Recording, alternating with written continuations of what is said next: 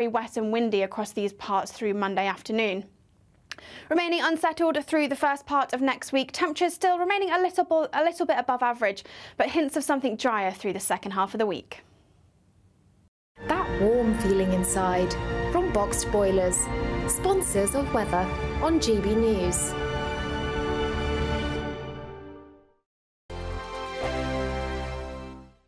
You could win our biggest prize giveaway so far. First, there's an incredible £10,000 in tax-free cash to spend however you like. Plus, courtesy of Variety Cruises, a bespoke 7-night small boat cruise for two worth £10,000. With flights, meals, excursions and drinks included, your next holiday could be on us. Choose any one of their 2025 Greek adventures and find your home at sea. We'll also send you packing with these luxury travel gifts. For a chance to win a prize worth over £20,000, text prize to 63232. Text costs £2 plus one standard network rate message. Or post your name and number to GB04 PO Box 8690 Derby DE1 9TT. UK only. Entrance must be 18 or over. Lines close at 5 p.m. on the 26th of April. Full terms and privacy notice at gbnews.com/win. Please check the closing time if listening or watching on demand. Good luck. I'm Michelle Dewberry, and I'm not here to tell you what to think. I'd much rather hear what you have to say. So, send in your opinions to gbviews@gbnews.com. Keep them clean, and you never know, I might read them out.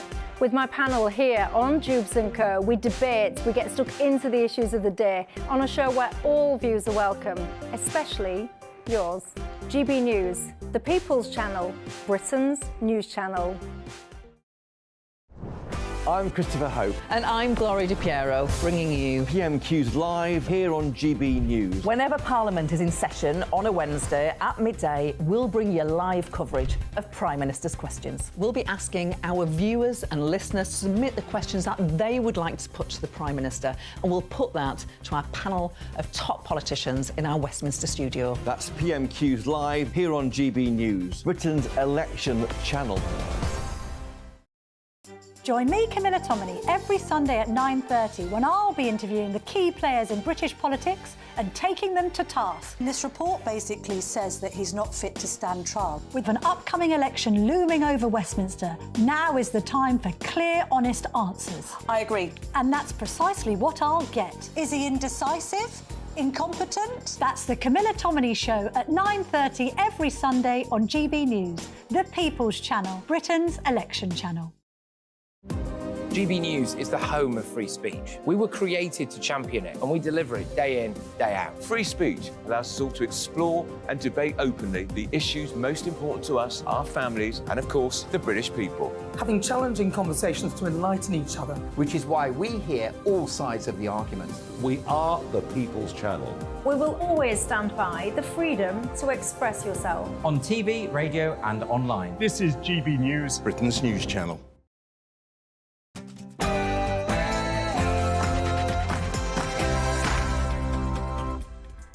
Hello, good afternoon and welcome to GB News on TV, online and on digital radio. I'm Nana Akua. And for the next few hours, me and my panel will be taking on some of the big topics hitting the headlines right now.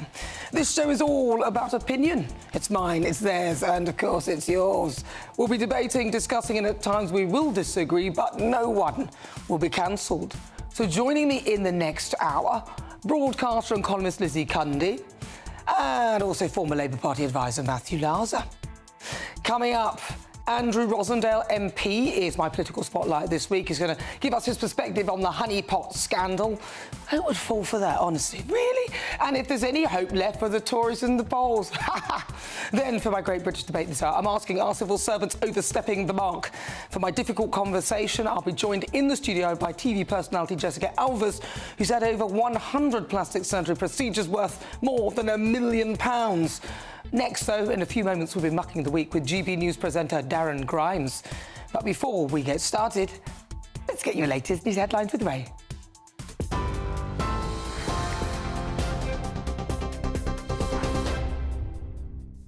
Cheers, Nana. 3:01. Our top stories this hour. Power cuts have left thousands without electricity across Ireland as Storm Kathleen brings strong winds. Dozens of flights have also been cancelled due to gusts of up to 70 miles per hour in Northern Ireland and the west of Britain. Around 70 flights have been called off so far. A yellow weather warning for wind is in effect until 10 o'clock tonight and covers Cornwall, much of Wales, parts of Lancashire, Cumbria, up into central Scotland and Northern Ireland too. Our windswept Northern Ireland reporter Doogie Beattie is in County Down. It hit Cork, Waterford and Kerry. There it has done some structural damage and power outages. The storm has now basically surrounded the coastal areas of the island of Ireland. It is now making its way towards Galway, Mayo and Donegal, and it has come up the Irish Sea into the east coast here, and I'm standing in Northern Ireland about 25 miles away from the Isle of Man, and the winds are picking up. The gusts of the winds are the most damaging part here, and we'll expect many more flights to be cancelled over the next few hours. Rail passengers are facing fresh travel chaos as train drivers continue striking in their long-running pay dispute. Members of ASLEF at 6 companies have walked out, leaving some areas with no services all day. Chiltern, TransPennine Express and Northern will not run any trains, while there will be reduced services on Great Western, LNER and Heathrow Express. Engineering work means there'll be no trains between London, Paddington and Reading. The human torso found at a nature reserve in Salford belonged to a man aged older than 40, police say. A murder investigation was launched by Greater Manchester Police after the body part was found wrapped in plastic at Kersal Wetlands. The victim is believed to have been dead for a matter of days. DNA tests are ongoing to try to identify the man. Climate activist Greta Thunberg has been detained by Dutch police during a demonstration in The Hague. Thunberg was put in a large bus by officers along with other protesters who tried to block a major highway into the administrative capital of the Netherlands. The 21-year-old activist was protesting against the Dutch government's fossil fuels subsidies. A Tory MP says he was the first whistleblower to alert police to the parliamentary honey trap sexting scam. Bosworth MP Dr Luke Evans says he was the victim of cyber flashing as the Met launched an investigation into unsolicited messages. On Thursday, Tory MP William Ragg told The Times that he'd sent intimate snaps of himself to someone on a gay dating app and was then manipulated into providing colleagues' phone numbers. So far, around a dozen MPs, staff, journalists as well, are known to have been targeted. The first set of messages I got was on a day I was with my wife, and I got a one-time open photo on WhatsApp of an explicit image of a naked lady. As soon as I got these, the next day I reported it to the police, the authorities and the chief whip. 10 days later, I got another set of messages. This time, however, I was sat with my team in the constituency office, so we were able to record the conversation and catch photos and videos of the messages coming through, including another explicit female image. I put my name up to say, well, I hope others come forward. I'm just pleased I blew the whistle, reported it to the authorities, and it's now being looked into. Nearly £17 million worth of narcotics has been seized by the Royal Navy after it intercepted smuggling speedboats in the Caribbean Sea. Across 2 operations, HMS Trent seized 200 kilos of cocaine following a port visit to the island of Martinique. Defence Secretary Grant Shapps says it shows the Navy's commitment to disrupt and dismantle drug traffickers. So-called reckless Tory tax pledges will leave homebuyers worse off, Labour is warning. The party says the Conservatives' ambition to scrap national insurance contributions will create a £46 billion black hole. Now, their analysis suggests that first home buyers could be £280 worse off each year due to an increase in mortgage repayments. Shadow Minister Alison McGovern told GB News the policy will harm young couples. But it's hardly fair to put at risk that position that people are in when they're trying to buy their first home, when they're really saving and making these sorts of unfunded tax commitments has that effect. It's worse for people who are in that position who struggle to be able to buy their own home. For the latest stories, sign up to GB News Alerts by scanning the QR code. It's on your screen now, or go to gbnews.com/alerts. Now, it's Nana time.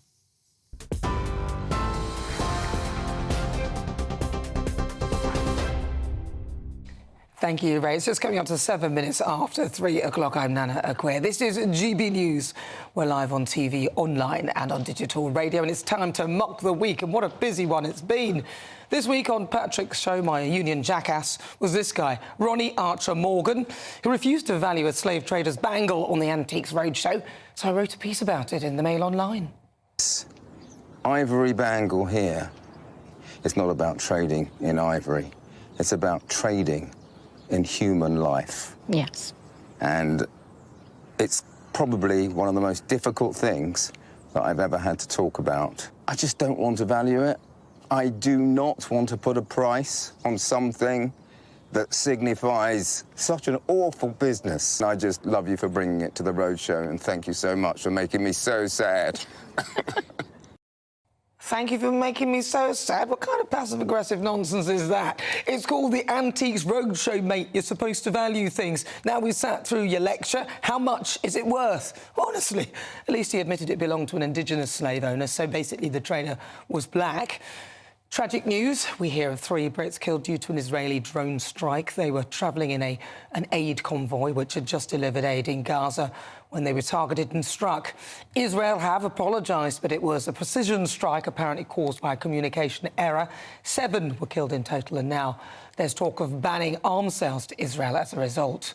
A move which former Prime Minister Boris Johnson described would amount to government madness, as this week 400 lawyers sent a letter into Rishi that saying that he had no legal obligation to take action against Israel, countering the 600 letters with an opposing view the previous week. War is such a grubby business. Humza Useless was up to his old tricks again, pushing through more nonsense legislation, this time in the form of the Scottish hate speech law, which even had lefties like Jonathan Pye rallying against it. Just the briefest of looks at the details of this new bill, you begin to see that it is, at best, massively ill-conceived, frighteningly vague and therefore scarily open to abuse, utterly unworkable and almost certainly unpoliceable, and at worst, an unthinkably draconian and insidious piece of legislation that attacks the civil liberties of anyone stepping foot across Hadrian's Wall who expresses an opinion that doesn't fit in the very narrow Overton's window of what so-called liberals would call acceptable. So basically, you can be criminalised for somebody overhearing something that you said to somebody else who can complain without your knowledge. They can hold a file about you that you don't know about that can affect your chances when you go for a job, like a non-crime hate incident that could destroy your chances, or you can wind up behind bars. It's that bad that Humza himself is the most reported person as a result. You can also be criminalised for saying that a trans woman is not a biological woman. The brilliant J.K. Rowling wasn't having any of it. She stood her ground and invited them to arrest the laws. An ass, in my view. Also this week, it was reported civil servants are being offered trigger support if they're triggered and reminded of past trauma, which causes them to feel an overwhelming sadness, like, for example, hearing about slavery. Really? How have they managed to make themselves the victim? Home Office staff are also being given mandatory inclusion and belonging training. Ridiculous. We're paying for this, by the way. Civil servants are also apparently preparing to strike if they don't agree with the government's support for Israel. And today we hear that they may go on strike because they've been told to return to the office for a few days a week. Staff from the ONS, who have worked from home since the start of lockdown, are now refusing to come back to the office for just 2 days. Seriously, who's running this show, them or us? And it would be remiss of me not to mention William Ragg, who made the errors of all errors by photographing what I can only imagine were his privates whilst leaving his head in shot. That's my guess anyway. But basically, he was being blackmailed as someone somewhere is compromising photos of him, so he gave away some other MP's numbers. Where do we get these people from? Seriously, is this the best calibre of politicians we can find? It's been a mucky old week.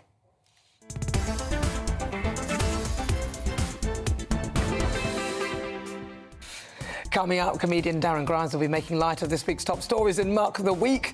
Then at 3:20, we'll cross live to Israel to hear the world-famous mystifier Uri Geller on the war. At 3:35, Dr. René Hundekamp will be live to discuss the latest medical breakthrough as thousands of people join blood trials for dementia. Could this be the turning point in the fight against the awful disease? And joining me to shine a light in the political hot seat today is Andrew Rosenthal MP. He's a Conservative for Romford as we discuss the top developments in politics. That's coming up. Tell me what you think on everything we're discussing. Email gbviews@gbnews.com or tweet me at gbnews.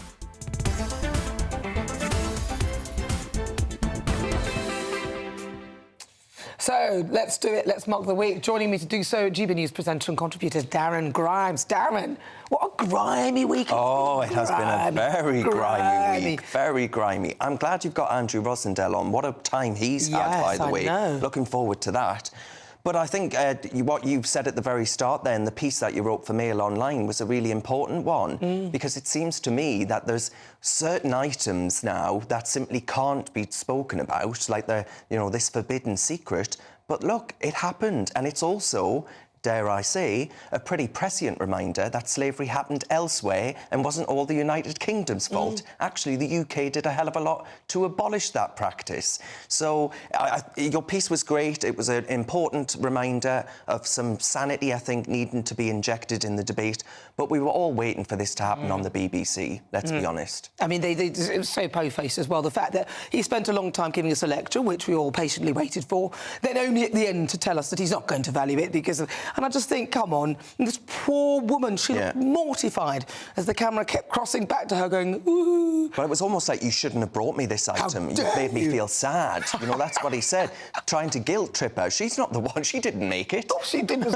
And the thing is, they make it as though they've haphazardly come across the items, but it's not, is it? No. Well, they... Complete setup. Exactly, yeah, absolutely. These things will be looked at in advance. It's like an episode of The X Factor, right? The judges have seen the talent before they actually stand in front of them, in front of the cameras and all the rest of it. So, yeah, it's all for show. And it's so wrong. I mean, it was not fair. She was just, an aside that they could just use their whole thing to sort of virtue signal to us.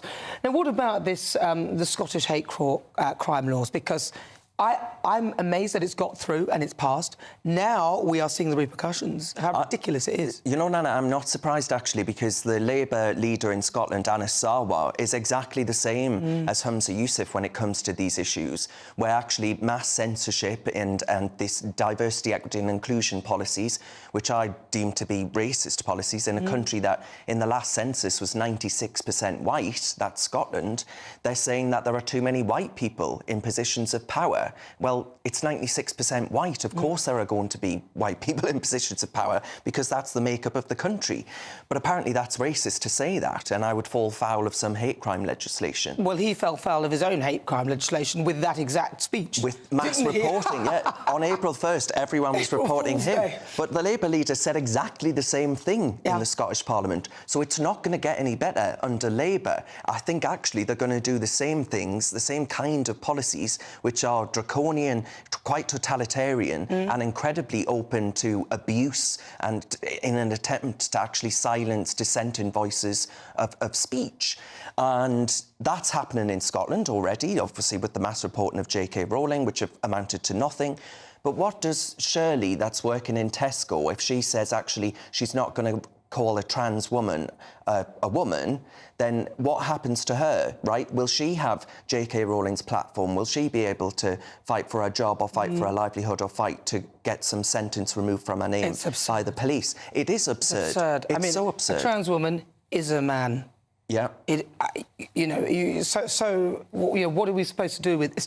I must lie to appease a few people who may be suffering with gender dysphoria, but actually most of those people will probably accept it. I've met many trans women who accept that they're biological men. So I don't really know why... Scotland has been moving in this direction for some time now, though. It's been a really depressing trajectory of delving into the sort of depths of anti-free speech, all the rest of the kind of tactics that you'd expect to see in sort of the old days of East Germany, not Or China or something like that. Not the not sort of a democracy like Scotland. It's very odd and very off, and obviously he's following in the footsteps of Nicola Sturgeon. Well, indeed. So let's hope he completely follows her off the edge.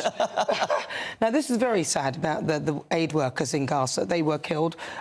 Or we have reported it, everyone's reported it heavily. This is not an unknown phenomenon, though. This is not an unusual thing that aid workers are being killed. And finally, someone's talking about it. But you know, and my sympathy does go to these families. So I'm not saying, oh, well, that's what you... Yeah. I'm not saying that. But I'm saying the world has responded in some sort of shock, and I'm unsure as to why they're shocked. Well, I ask, where was the shock in 2011 or 2013 rather, when David Cameron's NATO forces or NATO allies, including the British forces, of course, were in Libya, and there were 13 people killed, including 2 ambulance workers. There was no international condemnation then. It seems to me that there is a unique lens placed on the Israeli state, and this is a horrible thing that's happened. I agree with you completely. Yeah. But 2 people have lost their jobs from the IDF. That's right. You know, there's been a thorough, full investigation. This is the kind of thing that doesn't happen. But I tell you what, the Israelis have got more regard for the sanctity of life than Hamas do. I'll tell you that for free. See, and I do find it shocking as well, because I was reading a report that showed the licensing for arms, and actually we license a very small fraction. Very small. Yet we license a load to Qatar. They were on the top of the list. Yeah. And I'm like, well, the leaders for Hamas are apparently in Qatar, and that means that the Qatar are more on the side, clearly, of Hamas. Oh, definitely. So with all these people crying for Israel to lay down their arms, we don't want to arm you, what about the licensing for Qatar? Well, absolutely, and there are so many inconsistencies. I mean, yesterday, Nana, we had the Iranians out on the street, and they were campaigning in support of Jerusalem being their Mecca, their home, and something that belongs to them, essentially. And that was on the streets of London. They were flying Iranian flags. Now, I think Iran should be a prescribed terrorist state in this country, right? The Iranian Revolutionary Guard, I think, are a terrorist outfit. So there are so many ways in which we're being entirely hypocritical in criticising Israel, whilst also having relationships with the kinds of states that I think wish us absolute harm. Like Qatar, we're quite happy to license plenty of arms to them. They were on the top of the list. Yeah. Now I was thinking, hang on a minute, but it's only 0.02, I think, that we licensed to Israel. So I'm wondering why there's so... It feels like there's a lot of animosity towards Israel when they're only trying to protect themselves. Admittedly, we don't want mass death. But in all of this, nobody seems to be mentioning the fact that rockets are coming from Gaza to Israel, who are only protected by the Iron Dome, which is why they're not... And if France voted in some kind of Islamist terrorist group, right, and they had kidnapped hundreds of British citizens and killed 1,200 men, women and children in cold blood, I would expect the British forces to do all they could to eradicate the terrorist forces in France. How is it any different for a bordering nation of Israel? It's been bombarded on 3 fronts, in the north, in the West Bank and in the south, where Hamas are. I would expect my nation to do all it could to take out such an evil. I don't think they've got any place in any world, actually. I think they are a unique evil, and it's time that we woke up to that, because do you think it would end with Israel? No, I really don't. No, of course it wouldn't. But obviously there is a lot of death and destruction, and we're not condoning lots of people dying in Gaza. Yeah. But it's simply pointing out the fact that, well, they've kept the hostages, they haven't handed them back, and they're still firing the rockets. So by disarming Israel, all you do is make Israel the target. So I'm not quite sure where they're going with this. But then we've got sort of these po-faced civil servants now almost saying that, oh, we don't want to work because just in case we've breached international law. And it's not actually them directly who would have done that. They don't want any liability, so they're saying they don't want to carry out the job that they've been asked to do in terms of, you know, helping with the supply of arms to Israel. Yeah, I mean, I would say actually it's time that we had an American-style civil service where they actually bring in their own people, because I think it's quite clear to me, we get told that we have a Rolls-Royce-style, impartial civil service. But they're not. That's there to deliver the wishes of any government, be it any colour, but it clearly isn't. It clearly absolutely isn't. So I think it's time to accept that and then say that some form of politicisation is happening already, and to make sure that a centre-right government is able to actually enact its policies, because there is a clear left-wing class within the civil service, especially the upper echelons, that are refusing to carry out instructions. It wasn't just this example, there are there's others. plenty of others, aren't there, with them sort of destroying government policy. I mean, Dominic Raab, they got rid of Dominic Raab pretty Look much at the by Home Office. complaining. The Home Office, they don't want to go to work. The ONS, they're now saying, oh no, we don't want to work 2 days a week. I mean, what the hell is this? Yeah, get a grip. Well, listen, Darren Graham, it's always a pleasure. Thank you so much. You're back this evening, aren't you? Absolutely, we are, yes, from 6 o'clock, Saturday 5, 2 hours. And we've got in today, obviously, Benjamin Butterworth, Albie Amoncona, me, Ben Leo, and then, well, the 5th. It's a surprise. Surprise. Thank you very much, Thanks, Darren Grimes. Nana. Lovely to talk to you. That is Darren Grimes. Don't forget to catch him at 6 o'clock. But now, this is GB News. We're live on TV, online and on digital radio. Coming up, the latest on a possible breakthrough in the battle against Alzheimer's. Could blood trials be the answer? But next, we'll cross live to Israel to speak to Mystifier Uri Geller to get an update. This is GB News.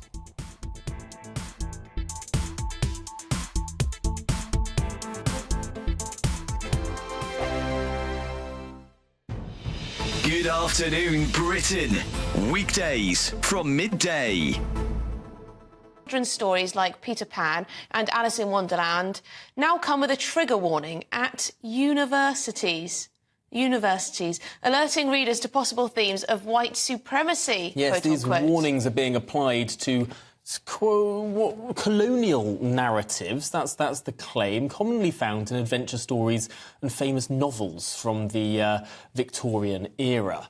Well, joining us now is the actor Charlie Lawson. And Charlie, these warnings have been applied to Peter Pan and Alice in Wonderland.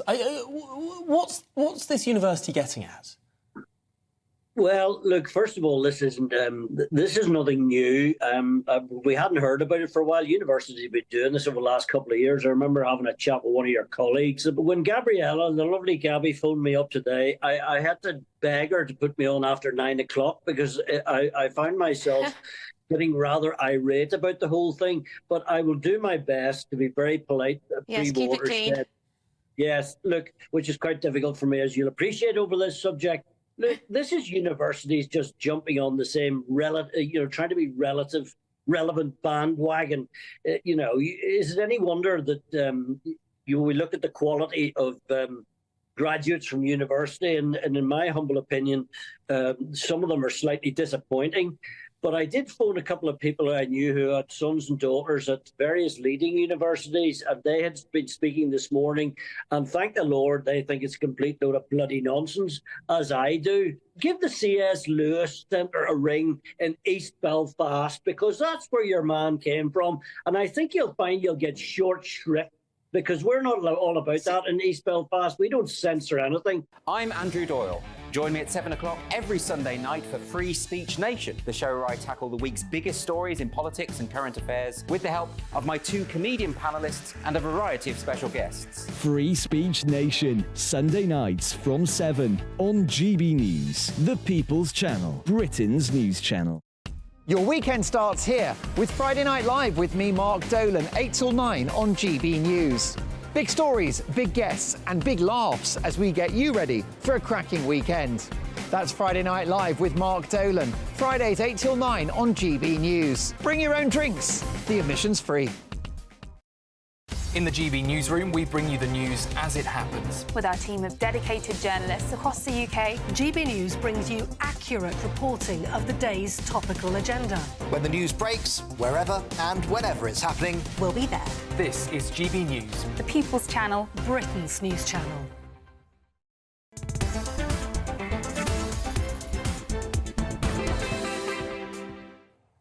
Good afternoon. If you just tuned in, welcome on board. This is GB News. We are the People's Channel. I'm Nana Akua. We're live on TV, online and on digital radio. Now, though, let's go straight to Tel Aviv and speak to former Mystifier Uri Geller for the latest on what's going on the ground in Israel. Uri, good to see you. Talk us through what's happening.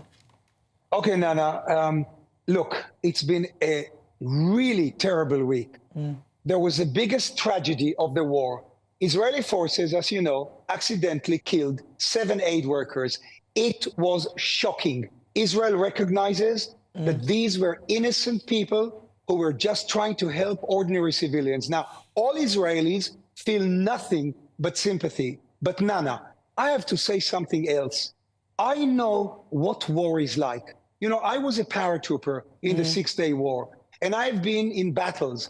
Life and death decisions are made in split seconds. Now, Nana, the world is accusing Israel of deliberately targeting the aid workers, but that is just not true.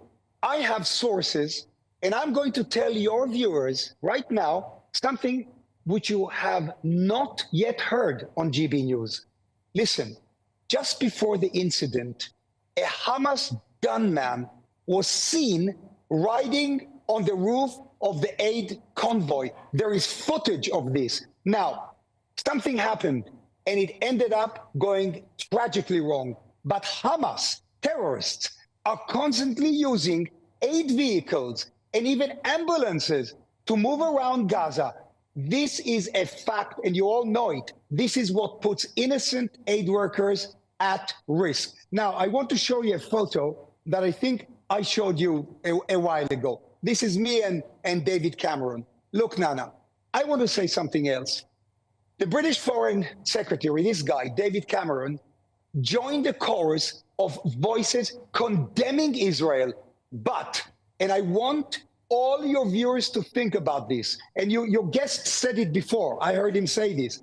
When David Cameron was Prime Minister, NATO forces led by Britain bombed Libya. He said it, and killed 13 innocent people by mistake in one incident, including ambulance workers. And Libya hadn't even attacked Britain. Not only that, but look at America. Just 2 years ago, a US drone, you know those drones, a drone strike on Afghanistan killed 10 civilians, including 7 children. Yes, Biden was president. And when Obama was president, the US bombed a hospital by mistake, killing 22 patients and doctors. There are more examples I could give you too. Now, this is terrible. So terrible accidents happen in war, but these things are tragedies, and this is what happened in Gaza, a terrible, unintentional accident. But the real blame, Nana, the real blame lies with Hamas. They started the war. They have been holding our hostages for 6 months, and they blend in with the civilians. They hide among civilians. Look, these are the hostages. They're still in those tunnels. It is 6 months tomorrow since Hamas attacked Israel and killed more than 1,200 innocent people. They're still holding more than 130 hostages. The world should be turning on Hamas. And finally, look, Nana, my heart goes out to those innocent aid workers, and I hope nothing like this ever happens again. That's all I have to say. This is war. I've been in war, and I know what it is like. Uri, I mean, look, we don't know. You said that you're giving us something that we've never heard or seen about this, that there was apparently a Hamas fighter on top of the aid convoy. We haven't got any verified information about that. So we will wait to hear if that is the case indeed, and if that does come out. But so far, that's not verified, and we don't know. Okay. But I appreciate you sharing that for the first time. Sorry, go on. Yeah. I will try to get you that footage, and I'll try to send it to you. Anyhow, It was fantastic being on your show. I hope you'll invite me again next week. I love you all. Kisses from the Holy Land. Thank you so much, Uri. It's such a pleasure to talk to you. Thank you.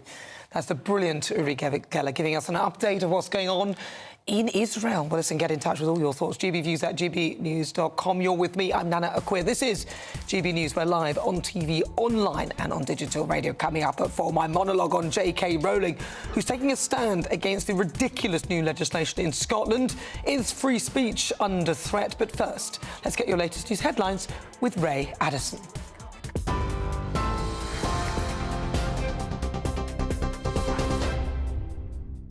Thanks, Nana. It's 3:30, our top stories. Power cuts have left 34,000 people without electricity across Ireland as Storm Kathleen brings strong winds. Dozens of flights have also been cancelled due to gusts of up to 70 miles an hour in Northern Ireland and the west of Britain. A yellow weather warning for wind is in effect until 10 o'clock tonight. It covers Cornwall, much of Wales, parts of Lancashire, Cumbria, up into central Scotland and Northern Ireland too. Rail passengers have been facing fresh travel chaos as train drivers continue striking in the long-running dispute over pay. Members of ASLEF at 6 companies have walked out, leaving some areas with no services all day. Chiltern, TransPennine Express and Northern are not running any trains, while there's a reduced service on Great Western, LNER and Heathrow Express. Meanwhile, engineering work means there are no trains between London Paddington and Reading. The human torso found at a nature reserve in Salford belonged to a man aged older than 40. A murder investigation has been launched by Greater Manchester Police after the body part was found wrapped in plastic at Kersal Wetlands. The victim is believed to have been dead for a matter of days. DNA tests are ongoing to try to identify the man. A Conservative MP says he was the first whistleblower to alert police to the parliamentary honey trap sexting scam. Bosworth MP Dr Luke Evans says he was the victim of cyber flashing as the Met launched an investigation into unsolicited messages.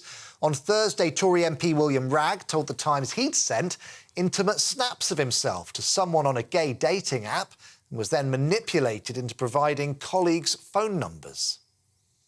Well, for the latest stories, sign up to GB News Alerts. You can scan the QR code on your screen right now or go to gbnews.com/alerts. Back now to Nana.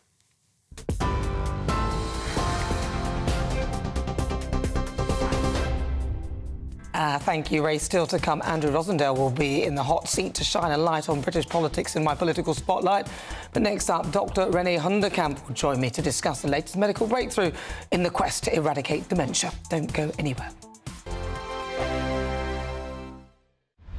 Britain's newsroom, weekday mornings from 9:30. Men's mental health. Yeah. Men are starting to talk a lot more. Yeah. You've been through a lot of stuff that people don't know about. Yeah, I mean, the last few years for me have been very, very difficult. People see me on tour, performing, making music, but myself and my wife, we went through 2 miscarriages. Oh. Wow. For us, that was a very devastating time and very difficult to know how to kind of process those emotions. And I guess as a man, I did the thing of bottling up my emotions, and where I feel comfortable to be able to express myself is in the studio, whereas, she had obviously a different reaction to, what happened to us, because not only was it happening to her mentally, psychologically, but it was happening to her physically as well. And I think something that she really wanted to see from me was that sensitivity and that emotion. And I thought that as a man, being strong was trying to bottle up my emotions and just show her that, that I'm being strong for her. But actually being strong is talking about it. And what's happened ever since I've started to talk about it is I've spoken to more men that have experienced baby loss. My wife forced out of me, how do you feel? And I ended up as a mess on the floor. I was exasperating, crying, almost inconsolable. She was just holding me in her arms as we cried together, and we cried together. And I didn't realise I needed that release so badly. Like I said, I've been able to speak to other men, and we've been able to cry together, and they shared their own experiences, which they did similar to me. But actually, as men, I feel like that conversation and that sensitivity and being able to be emotional together. GB News is the home of free speech. We were created to champion it, and we deliver it day in, day out. Free speech allows us all to explore and debate openly the issues most important to us, our families, and of course, the British people. Having challenging conversations to enlighten each other. Which is why we hear all sides of the argument. We are the People's Channel. We will always stand by the freedom to express yourself. On TV, radio and online. This is GB News, Britain's news channel. Join me, Camilla Tominey, every Sunday at 9:30 when I'll be interviewing the key players in British politics and taking them to task. This report basically says that he's not fit to stand trial. With an upcoming election looming over Westminster, now is the time for clear, honest answers. I agree. And that's precisely what I'll get. Is he indecisive? Incompetent? That's the Camilla Tominey Show at 9:30 every Sunday on GB News, the People's Channel, Britain's election channel.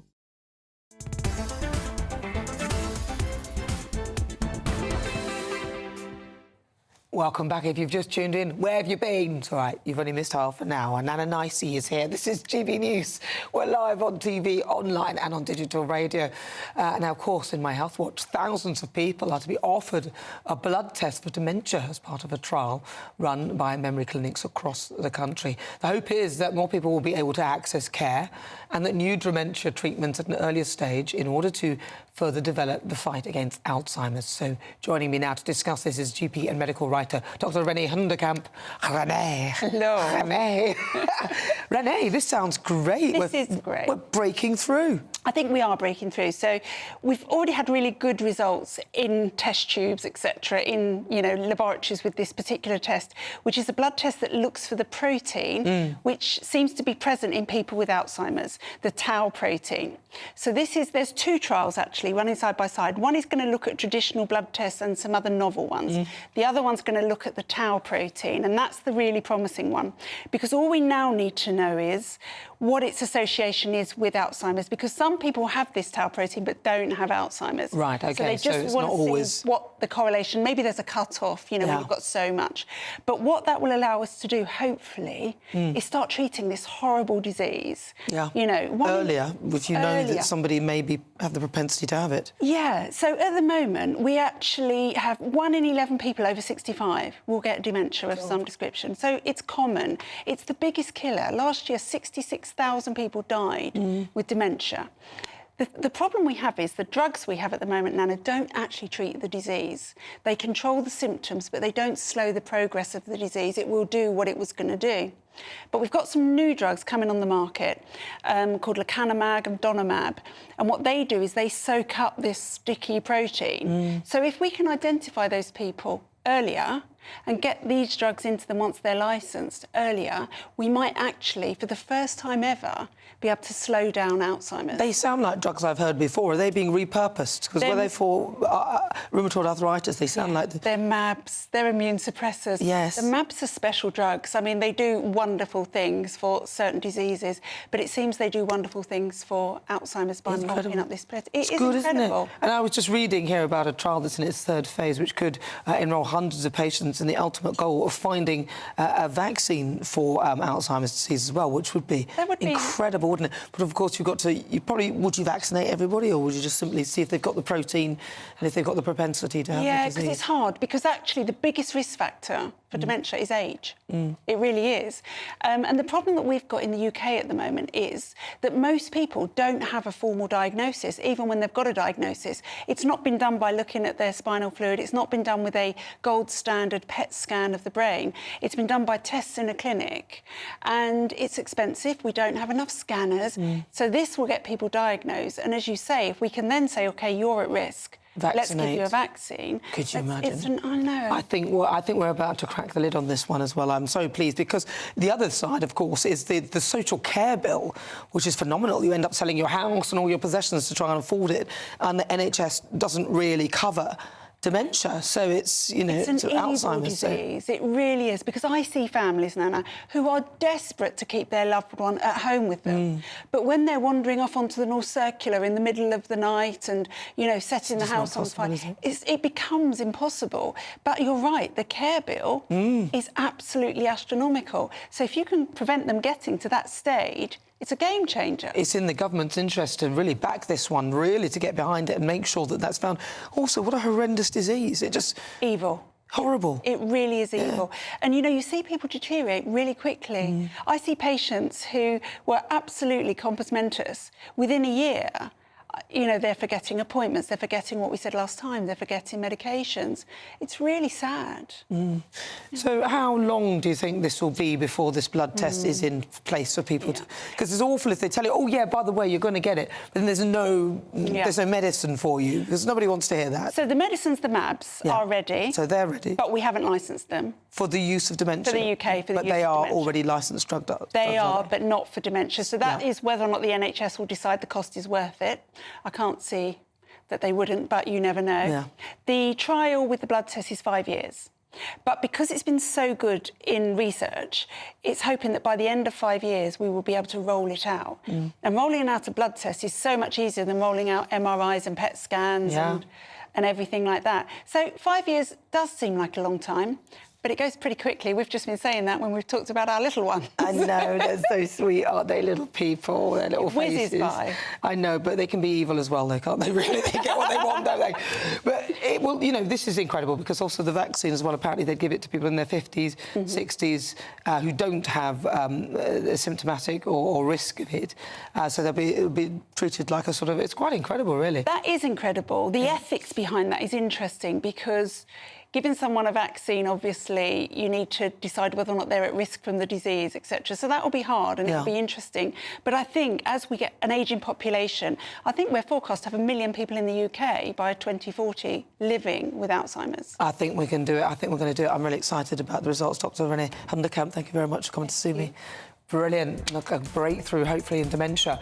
Well, stay with me if you just joined me. Welcome. 42 minutes after 3 o'clock. Next, Andrew Rosendale will be in the hot seat to shine a light on this week's political developments in my political spotlight. Good afternoon. Welcome to your latest GB News weather from the Met Office. Storm Kathleen is still very much the talking point of our weather over the next day or so. Situated out to the west of the UK, it's going to bring us some very strong winds through the rest of Saturday and into the start of Sunday. Those strongest winds likely across western parts of the UK, Northern Ireland and Scotland, perhaps seeing gusts of 60 to 70 miles an hour through the rest of the evening. But it's through Saturday evening, a band of showers pushes its way north and eastwards. These likely to turn very heavy with some hail and thunder mixed in for southwestern parts of the UK. We'll gradually turn drier for much of the UK through the early hours of Sunday morning, and it'll be a mild start to Sunday as well, with temperatures generally holding up in the high single figures.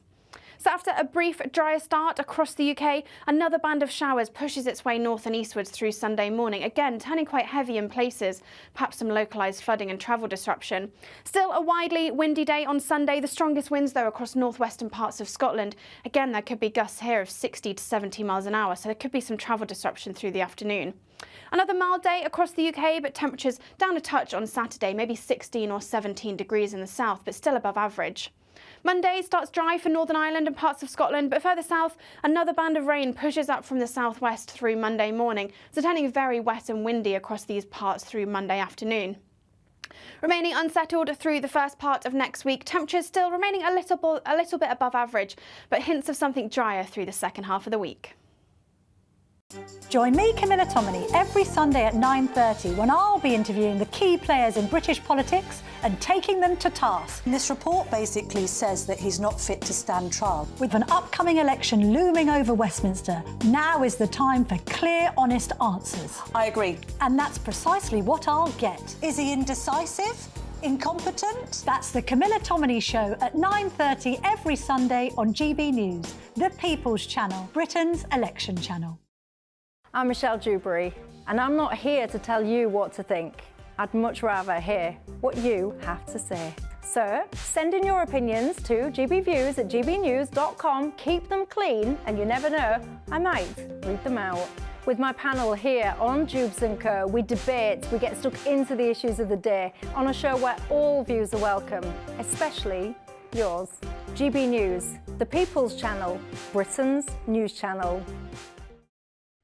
2024, a battleground year. The year the nation decides. As the parties gear up their campaigns for the next general election. Who will be left standing when the British people make one of the biggest decisions of their lives? Who will rise? And who will fall? Let's find out together. For every moment, the highs, the lows, the twists and turns. We'll be with you for every step of this journey. In 2024, GB News is Britain's election channel.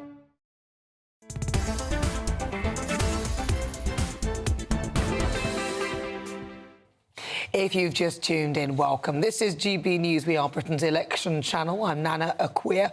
We're live on TV, online and on digital radio. It's just coming out to 45 minutes after 3 o'clock, and it's time now for this week's Political Spotlight. So this week we saw more doom for the Tories in the polls, as well as one of their own, William Bragg, who was caught up in a honey trap sting. And civil servants threatened to strike over the government's arms sales to Israel, putting the torch to torch their claims for impartiality. So should we move towards a US-style model of political appointees? Well, to answer some of these questions, I'm joined now by Andrew Rosendale. He's the Conservative MP for Romford. The Romford Dogs. Sorry, Romford. And your Romford are playing, aren't they, or something? Yes, I'm missing a very important football match this afternoon. Romford Football Club are playing Lincoln. It's a double-legged match. Last week it was 2-2, then they're playing this week, and they may finish up in Wembley in May. Let's hope they do so. Up the Borough. What are they in the second division? division? For Romford Football Club. Well, they're second or third division. Well, it's the Vars. It's one of these. No division. No. So they're best they've done in half a century. So really wish them luck. Good luck to them anyway. Yes, Andrew. Right, come on, let's get stuck in. I want to start with this whole William Bragg thing. What's going on with the Tory party? I know, actually, to be fair, there are plenty of MPs who have got themselves in situations. He's not alone, and across parties as well. But I don't know. What do you think? So, Nana, I'd like to say two things. First of all, MPs, believe it or not, are all human beings. We're all fallible. We can all make mistakes. An MP, just as you can and I can, we can all make silly mistakes. Have you ever photographed some pictures of yourself and sent them with your head in the shot? Definitely with your face in shot? Absolutely not. And I obviously Will's going to regret what happened, and it's a tragic situation. But can I just say this other thing? Yeah, go for it. That generally speaking, today, being an MP is a very risky business. Everybody wants to drag you down. You can be accused of things, you can be attacked physically, you can be dragged into things that are not of your making. People can say anything about you, particularly on social media. So it is actually quite a dangerous job being an MP. Doesn't sound any different to mine. Well, I'll be honest. There is a difference because they blame us for everything. So I'm going on, I think it's Thursday this week, to the unveiling of the statue to my dear friend Sir David Amess in Southend. He was murdered brutally, and then Joe Cox before him. So many MPs have been physically harmed or attacked, verbally accused of things. It's horrible, absolutely horrible. But those things, and it's very tragic, especially David Amess and Joe Cox, awful. But those things, he sent the pictures himself. Nobody forced him to. This is his own individual action. I accept that he may have mental health issues and may not be feeling good about this. It's quite embarrassing, so I get it. But this isn't somebody who's coming on. You've done this to yourself. You're quite right. You're quite right. And can I also say that being a Member of Parliament is a huge honour. It is, To be given the trust of your constituents, and I've been very lucky in Romford for 23 years. I've served as a Member of Parliament, my hometown of Romford. I'm very proud to be the MP for Romford. But with that comes duty and responsibility. Right. Responsibility to Parliament, to my constituents and my country. And I think that we all have to behave in a way which is above reproach. Now, we all make mistakes. We've all made mistakes over the years, but I do think that there's a level of behaviour which is unacceptable. And I know that Will is feeling very remorseful about what's happened. It should never have happened. And I just hope that we can learn a lesson from this. That's because I'm glad you said that, because it felt to me that I was hearing a lot of people making a lot of excuses for this man. Now, I do accept that you must tread carefully because, you know, people can do things if they feel that they're, you know, being caught in a situation. They may act in a way that is not right. So we want him to stay safe and stay well. But it is important also for him to take responsibility. Of course. And MPs to accept that there's a responsibility instead of this sort of blasé, you know, we all do this. We don't all do this. Responsibility for our actions, not just MPs, but everybody in life.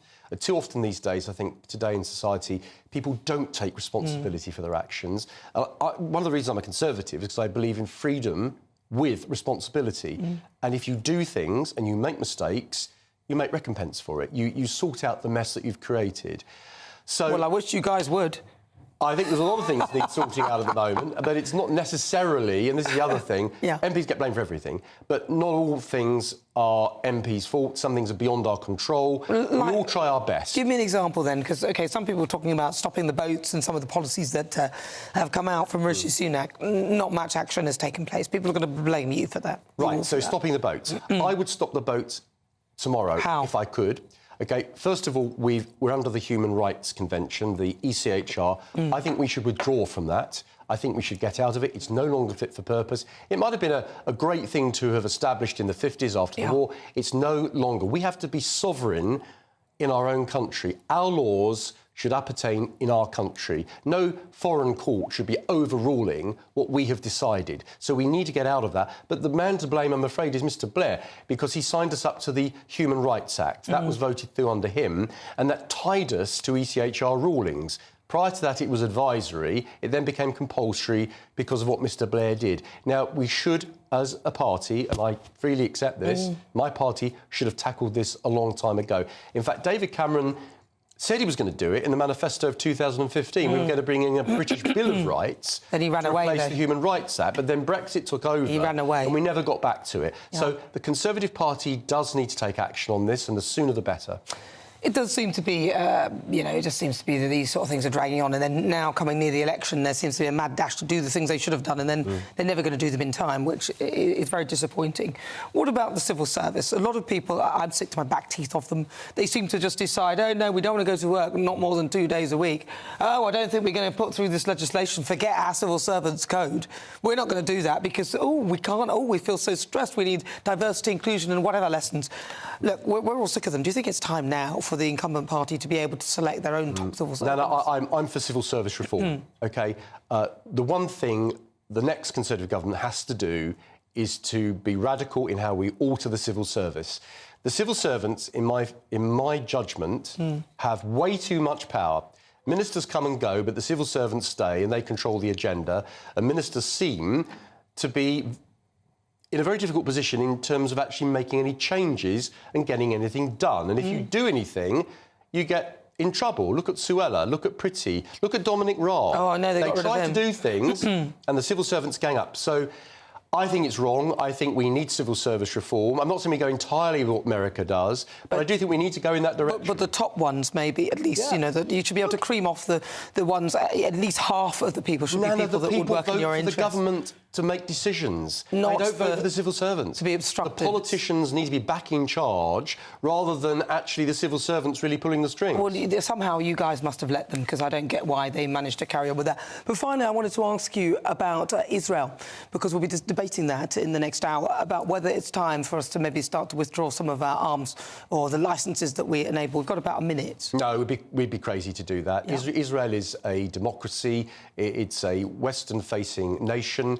The conflict is a tragedy for all concerned, and I want it to end completely. Violence should end on both sides. But if Israel is not able to defend itself, we know that Hamas want to obliterate Israel. They want to destroy Israel and push Israel out. Now, that can't be allowed to happen. Israel is a nation-state recognised by the United Nations, recognised by the United Kingdom, and they're our allies. What needs to happen is Hamas need to go, they need to release the hostages, and then there needs to be a long-term peace agreement so that both Arabic people, Palestinian people and Jewish people can live in peace in the area of the world that they've always lived in. Well, listen, Andrew, thank you so much for your thoughts. Thank you. It's delightful to be back on your show. Thank you. That's Andrew Rosendahl, MP for the Conservatives in Romford. Just briefly on what civil servants, Raymond says, striking because they have to do 2 days in the office. If it had been proposed in my working years, it would have been laughed out of court. Just sack them. We won't notice the difference. I'm with you.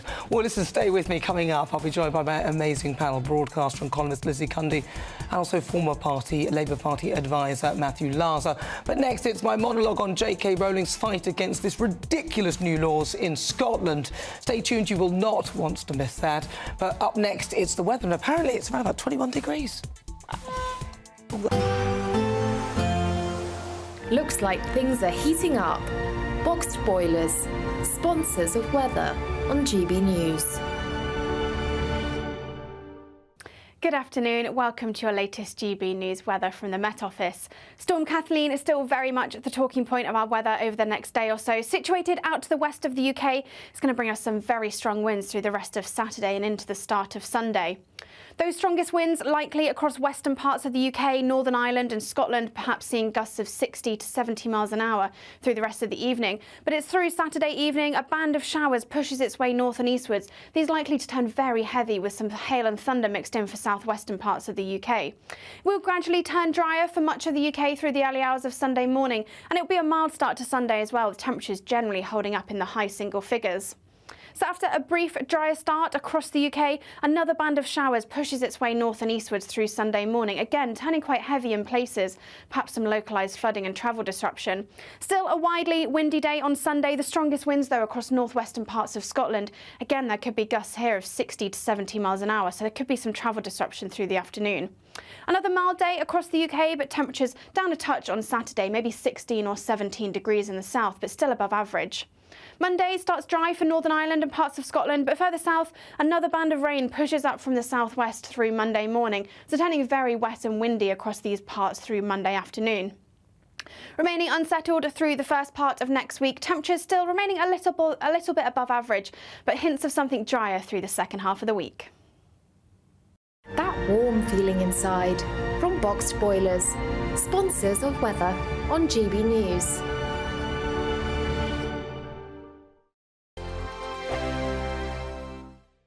With thanks to Variety Cruises, a family company sailing since 1942, you have the chance to win a £10,000 7-night small boat cruise for two. With flights, meals, excursions and drinks included, you'll be able to choose from any one of their 2025 Greek adventures and explore Greece like never before. Plus, you'll also win £10,000 in tax-free cash to make your summer sizzle. And we'll pack you off with these luxury travel gifts. For a chance to win a prize worth over £20,000, text prize to 63232. Text costs £2 plus one standard network rate message. Or post your name and number to GB04 PO Box 8690 Derby DE1 9TT. UK only. Entrance must be 18 or over. Lines close at 5 p.m. on the 26th of April. Full terms and privacy notice at gbnews.com/win. Please check the closing time if listening or watching on demand. Good luck.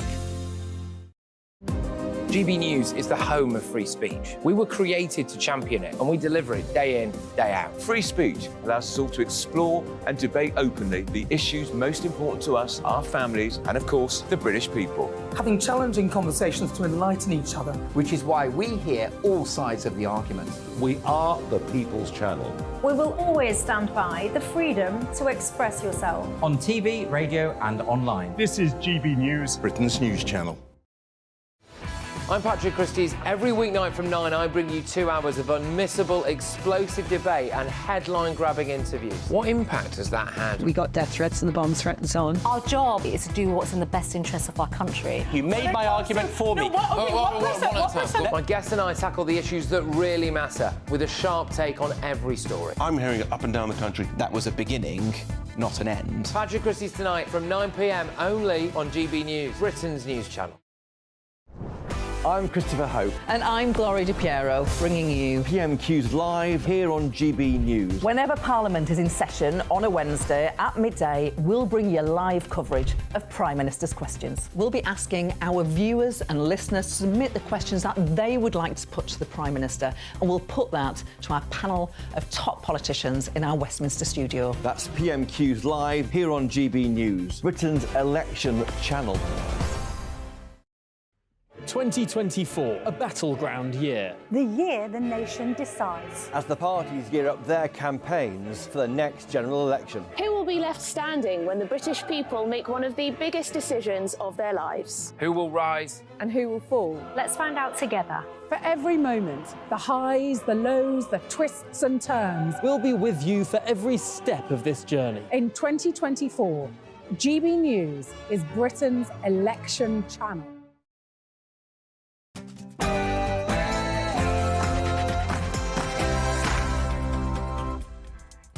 Hello, good afternoon and welcome to GB News on TV, online and on digital radio. I'm Nana Akua. And for the next few hours, me and my panel will be taking on some of the big topics hitting the headlines right now.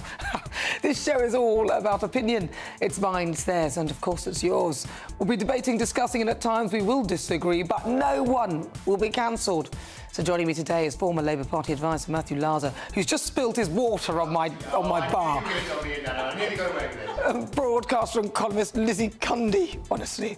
Also coming up today for the Great British Debate this hour, I'm asking, are civil servants overstepping the mark? Stay tuned, we'll be discussing that in the Great British Debate. Then, for my difficult conversations, I'll be joined in the studio by TV personality Jessica Alvers, she's had over 100 plastic surgery procedures worth more than £1 million.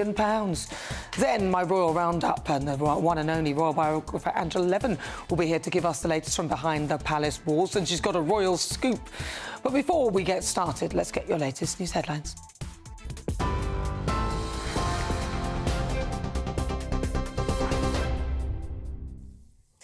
Nana, thank you. The top stories.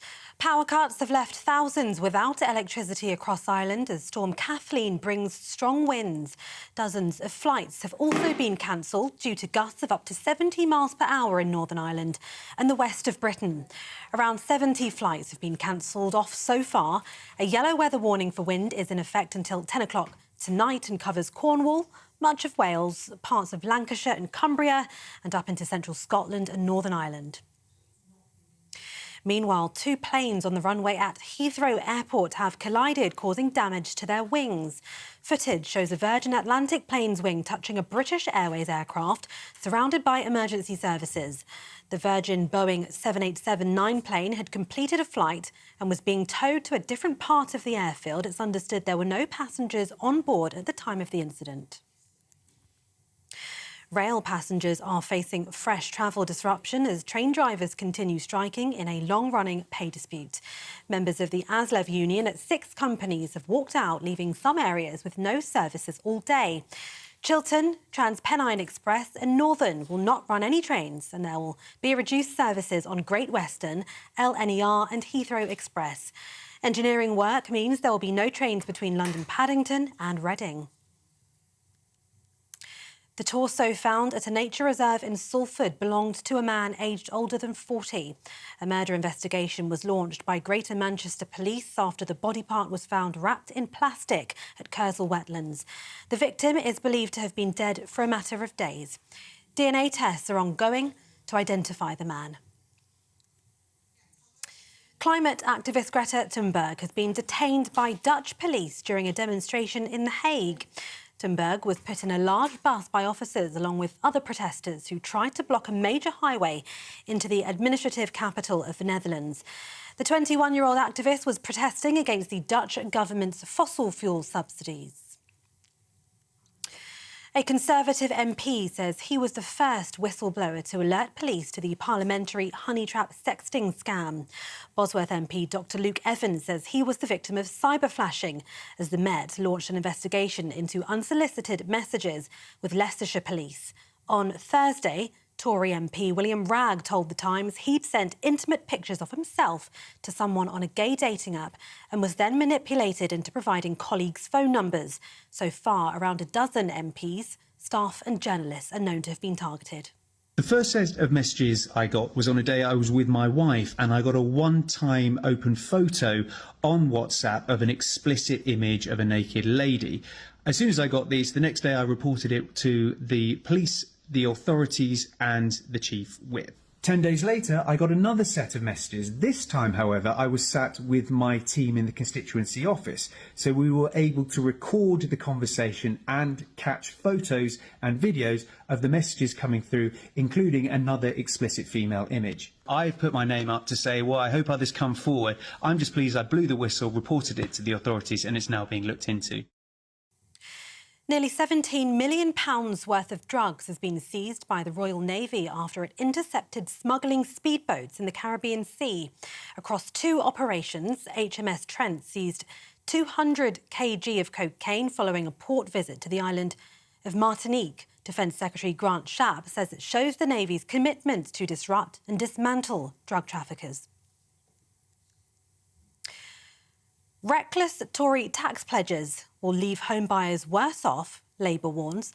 Labour is warning that the Tories' tax pledges are reckless and will leave first-time home buyers worse off. The party says the Conservatives' ambition to scrap NI contributions will create a £46 billion black hole. Their analysis suggests first home buyers could be £280 worse off each year due to an increase in mortgage repayments.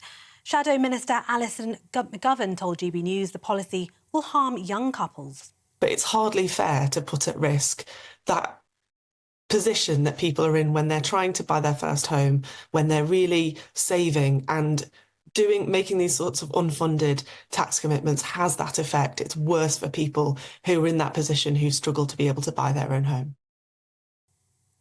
For the latest stories, sign up to GB News Alerts by scanning the QR code on your screen or go to gbnews.com/alerts.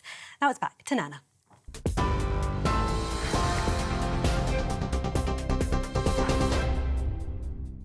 Thank you, Tatiana. It's just coming up to 6 minutes after 4 o'clock. This is GB News. We're live on TV, online and on digital radio. I'm Nana Akua. The most ridiculous legislation has just been passed, with Humza Useless leading the charge. Holyrood's new hate crime legislation, which kicked in on Monday, and saw Humza himself being a victim of his own success. For after he managed to get the legislation passed, he became the most reported person on it for his rant about diversity 4 years ago. That 99% of the meetings I go to, I'm the only non-white person in the room. But why are we so surprised when the most senior positions in Scotland are filled almost exclusively by those who are white? Take my portfolio alone. The Lord President, white. The Lord Justice Clerk, white. Every High Court judge, white. The Lord Advocate, white. The Solicitor General, white. The Chief Constable, white. Every Deputy Chief Constable, white. Every Assistant Chief Constable, white. The Head of the Law Society, white.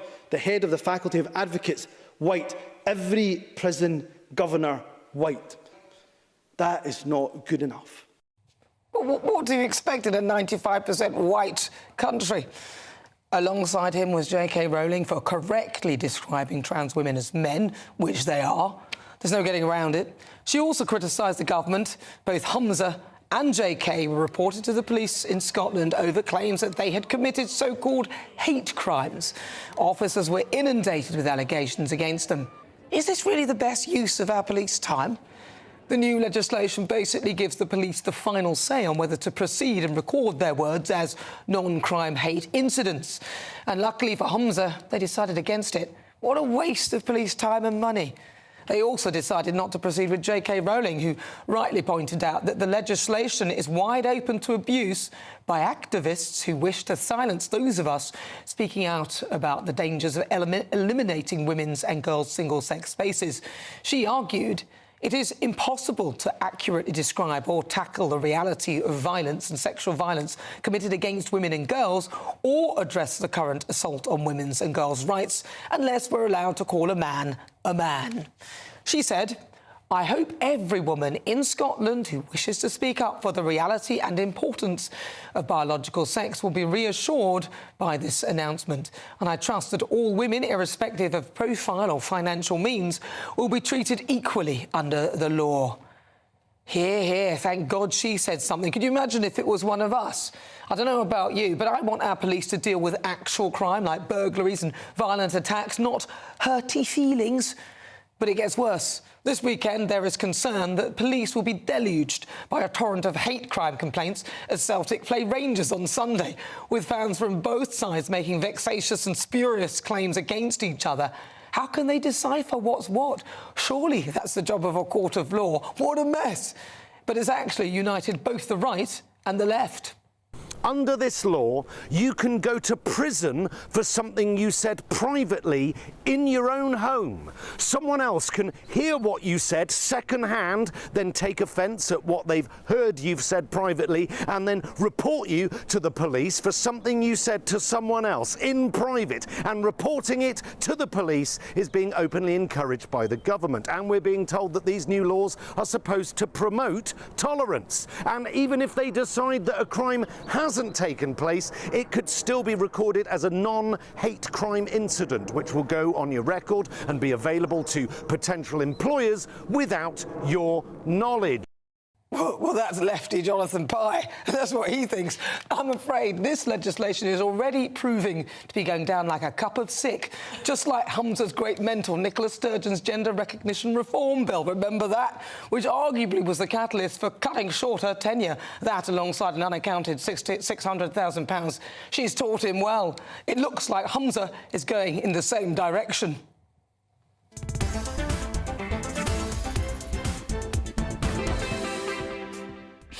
So before we get stuck into the debate, here's what else is coming up today. For the Great British Debate this hour, I'm asking, are civil servants overstepping the mark? It comes after some civil servants voted to strike over plans to return to the office, and others requested to cease work immediately over arms sales to Israel. So for the Great British Debate this hour, I'm asking, are civil servants overstepping the mark? At 4:50, it's Royal Roundup time, and royal biographer Angela Levin will be here to give us the latest from behind the palace walls. On the menu, tours of Balmoral Castle, which gave visitors the chance to see parts of the royal family's private home for the first time. They sold out. Then at 5, it's this week's Difficult Conversations. TV personality Jessica Alvers will be live in the studio. She's been discussing all the plastic surgery she's had. She spent over £1 million on it. Yes, I know. That's coming up in the next... That's my best joke gone. That's coming up in the next hour. Tell me what you think on everything we're discussing. Email gbviews@gbnews.com or tweet me at gbnews.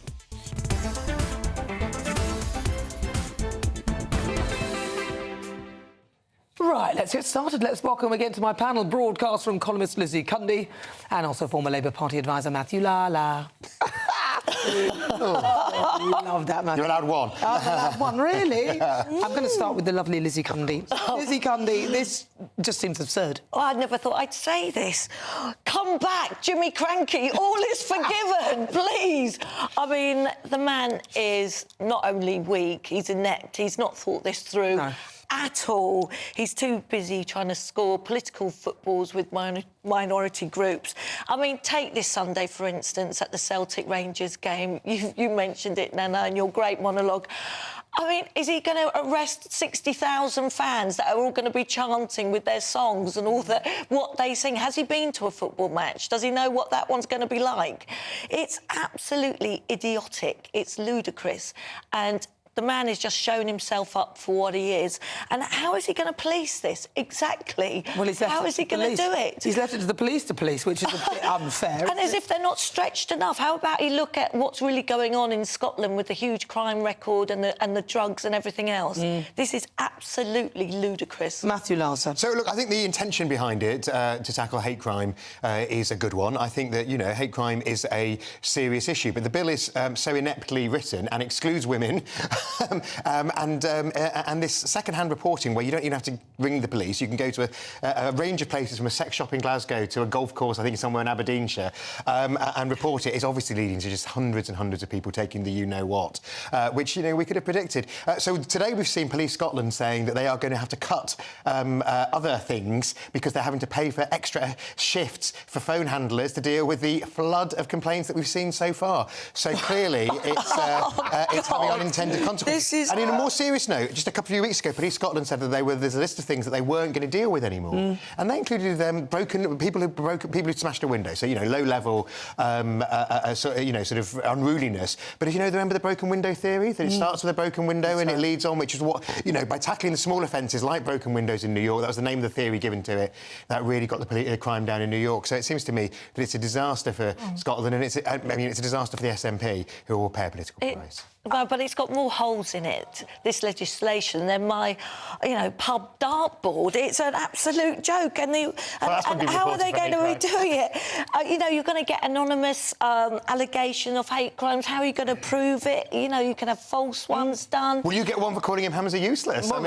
listen, there's going to be a record. I think we can have non-crime hate incidents here in this country as well. Yeah, I'm sure there's a record of non-crime hates for me for half of my monologues, for goodness sake. I mean, let's be honest here. And for calling me Lala. And for calling you Lala. I'm not going to avoid. It diminishes the reality of course it does, which is serious. hate Yes, crime. absolutely. And then it wastes time on actual crime. Totally. Yeah. So it's totally pointless. It's a disaster because you have to preserve freedom of speech as well. Yeah. And I just couldn't believe that women aren't included in this.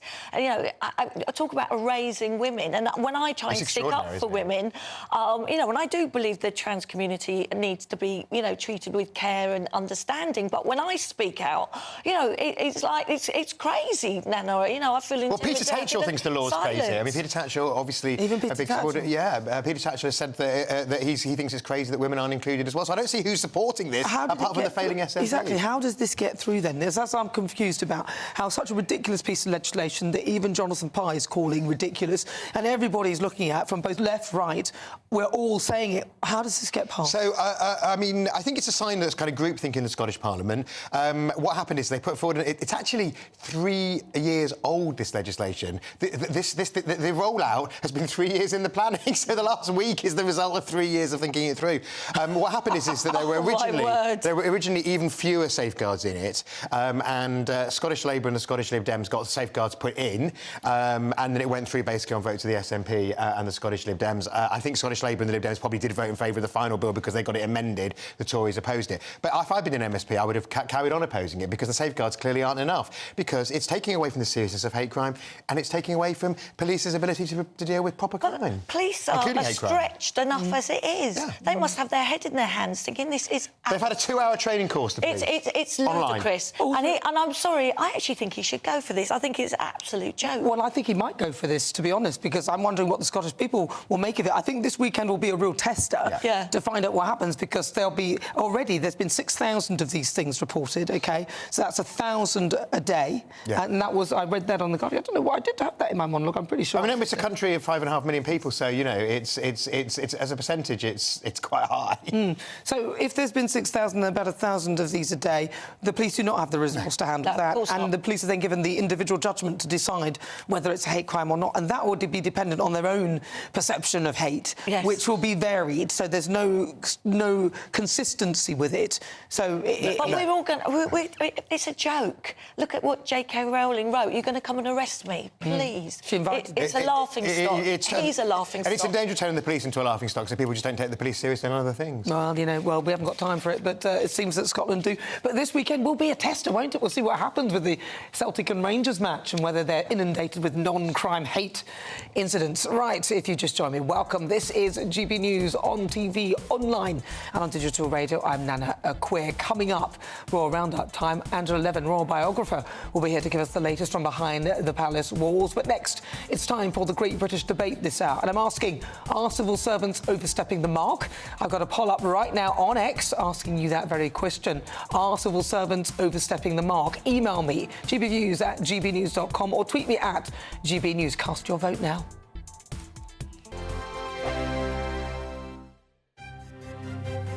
GB News Breakfast, every day from 6 a.m. TfL bosses have come under fire after banning an advert... Oh, God. They've banned an advert for a comedy show because it had a hot dog on it, because that supposedly promotes obesity. The comedian Ed Gamble has swapped the image of the fast food favourite in favour of a cucumber instead. And there's the cucumber on the plate. So is the UK turning into a nanny state? Let's talk to former presenter of Fat Families, Steve Miller, and nutritionist Olivia Parry. Good to see you both this morning. Olivia, it's a comedy show. He's not promoting eating hot dogs, is he? Is this just a load of nonsense? The thing is, we have a huge problem with overweight and obesity in this country. We're 4th in Europe. It's big business. Advertising for food companies is big business. They make so much money. You just have to switch on primetime TV to watch, food after food advertisements. And it's for the youngsters as well, who don't have the nutritional education. We're not taught cookery in school anymore. People go to college and to university, they don't know how to cook. But and it leads forgive me for jumping in, Olivia. Forgive me for jumping in, but the whole point with this is it's an advert for a comedy show. Yes, I know, but this is a wider issue. I think it's a load of old tosh, to be quite honest with you. It's a hot dog. In fact, I wish they'd have put onions on the hot dog. A bit of what you fancy won't hurt you. You should eat 80-20 anyway. You know, we talk about a nanny state. I actually think, arguably, we're becoming an authoritarian state. Opinions banned, comedy banned, the England flag banned. It's like we've got to wear a virtual muzzle. I'm Andrew Doyle. Join me at 7 o'clock every Sunday night for Free Speech Nation, the show where I tackle the week's biggest stories in politics and current affairs with the help of my 2 comedian panellists and a variety of special guests. Free Speech Nation, Sunday nights from 7 on GB News, the People's Channel, Britain's news channel. Your weekend starts here with Friday Night Live with me, Mark Dolan, 8 till 9 on GB News.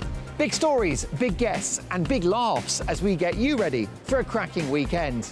That's Friday Night Live with Mark Dolan. Fridays 8 till 9 on GB News. Bring your own drinks. The admission's free. Every Sunday from 11, join Michael Portillo. There will be topical discussion, looking at the week before and the week to come. So kick back and relax at 11 a.m. on Sundays on GB News with me, Michael Portillo. GB News, the People's Channel, Britain's news channel.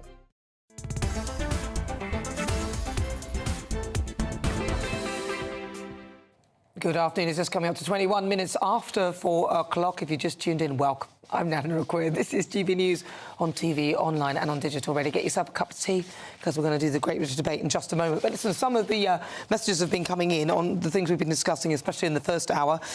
Kay, and this one is on William Ragg, because we were talking about what Andrew Rosendale was in the studio, and he said Andrew Rosendale absolutely smashed it with his views on how to deal with the issues regarding migrants and Hamas-Israel war. About time someone spoke. Great. Barbara says William Ragg's private life is his business, but he was dishonest and thoughtless in what he did afterwards. Not immediately going to the police was his first mistake that we should be concerned about. We can feel sorry for him as he's naive and dim, but that's all. No excuses. I'm with you on that one. On civil servants, Raymond says striking... Oh, no, Caroline, I've done yours, Raymond. Carol said if the civil service don't want to do 3 days a week, just tell them to come in for 5 days a week or find alternative employment. They are obviously not actually working. Thank you for that. Keep your thoughts coming and on my monologue, GBViews at gbnews.com. But it's time now for the Great British Debate this hour. And I'm asking, are civil servants overstepping the mark? Staff at the ONS have voted to strike after being asked to return to the office for just 2 days a week. And that comes amid growing resistance from staff against government directives to increase office attendance, citing concerns about disruptions to personal arrangements and childcare responsibilities. Seriously, how did we manage before all this? Meanwhile, civil servants overseas arms exports to Israel have requested to cease work immediately over fears that they could be complicit in a war in crimes against Gaza. So for the Great British Debate this hour, I'm asking, are civil servants overstepping the mark? Well, joining me now to discuss, Peter Spencer, former Sky political correspondent, Stephen Barrett, barrister and writer, Peter Edwards, former editor of The Labour List, and Ibrahim Ibrahim, political commentator. Right, well, there's 4. I counted 4. I've just got 3. I'm going to start with you. Stephen, can you lay out the sort of guidelines and the rules here for civil servants? How does it work? Should they... I thought they had a code of conduct. Well, it's not working. OK, so that's the most important thing to say, is that the constitutional arrangement we have with civil servants is not functioning the way it is supposed to function. And the reason it's not functioning the way it's supposed to function is because we've sort of forgot what the definition of being political is. And we've allowed them to do politics, provided it was, quote unquote, good politics.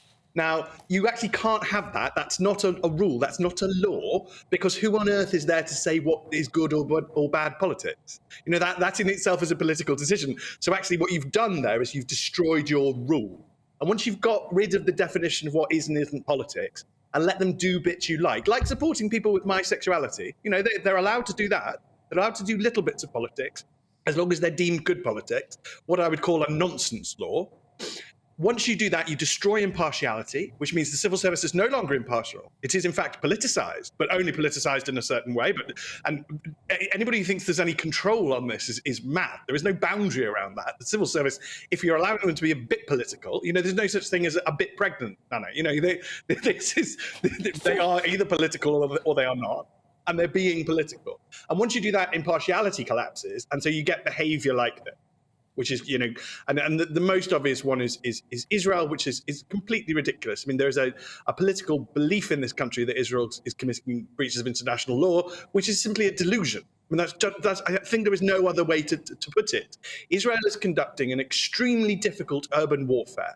The United Nations says that whenever you conduct an urban warfare, generally, for every enemy combatant you kill, you accidentally kill 8 civilians. And we've done urban warfare. We have been involved in it. So we may very well have killed 8 civilians for every combatant. The Israelis are somehow managing to kill 5. So they're somehow managing to kill far fewer than anybody else has ever done. But there is, people do not care about reason and fact, which is often true of the word of politics, I might add, Nana. And what has happened is that impartiality has broken down and our civil service no longer functions in the way that constitutionally it is supposed to. Right, thank you for that. Interesting stuff. Right, Peter Edwards, what's your thoughts? So there's a dispute between the ONS, Office for National Statistics, and the PCS, which is not affiliated to Labour. I've been involved in industrial disputes, and often what's at the heart of them is a breakdown of trust before you get onto the minutiae of the law. But clearly there's a difference between long-standing ONS staff who were there before the pandemic and those taken on since 2020 when we went into the first lockdown.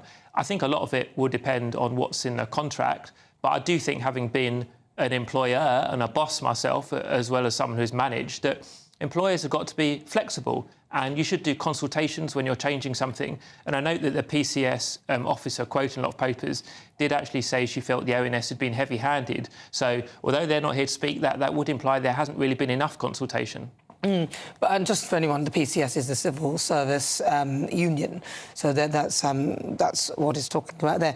But Peter, what about the whole thing with Gaza then? Some of them preparing to withdraw their labour. Well, I don't know the full details of that story, but clearly civil servants have a boss and they have a contract and they have to follow that. But there's also, I think in all workplaces really, and perhaps under law, there is some scope to act according to your conscience, but I'm not clear on the specific details of what they've been asked to do. Rima Ibrahim, your thoughts?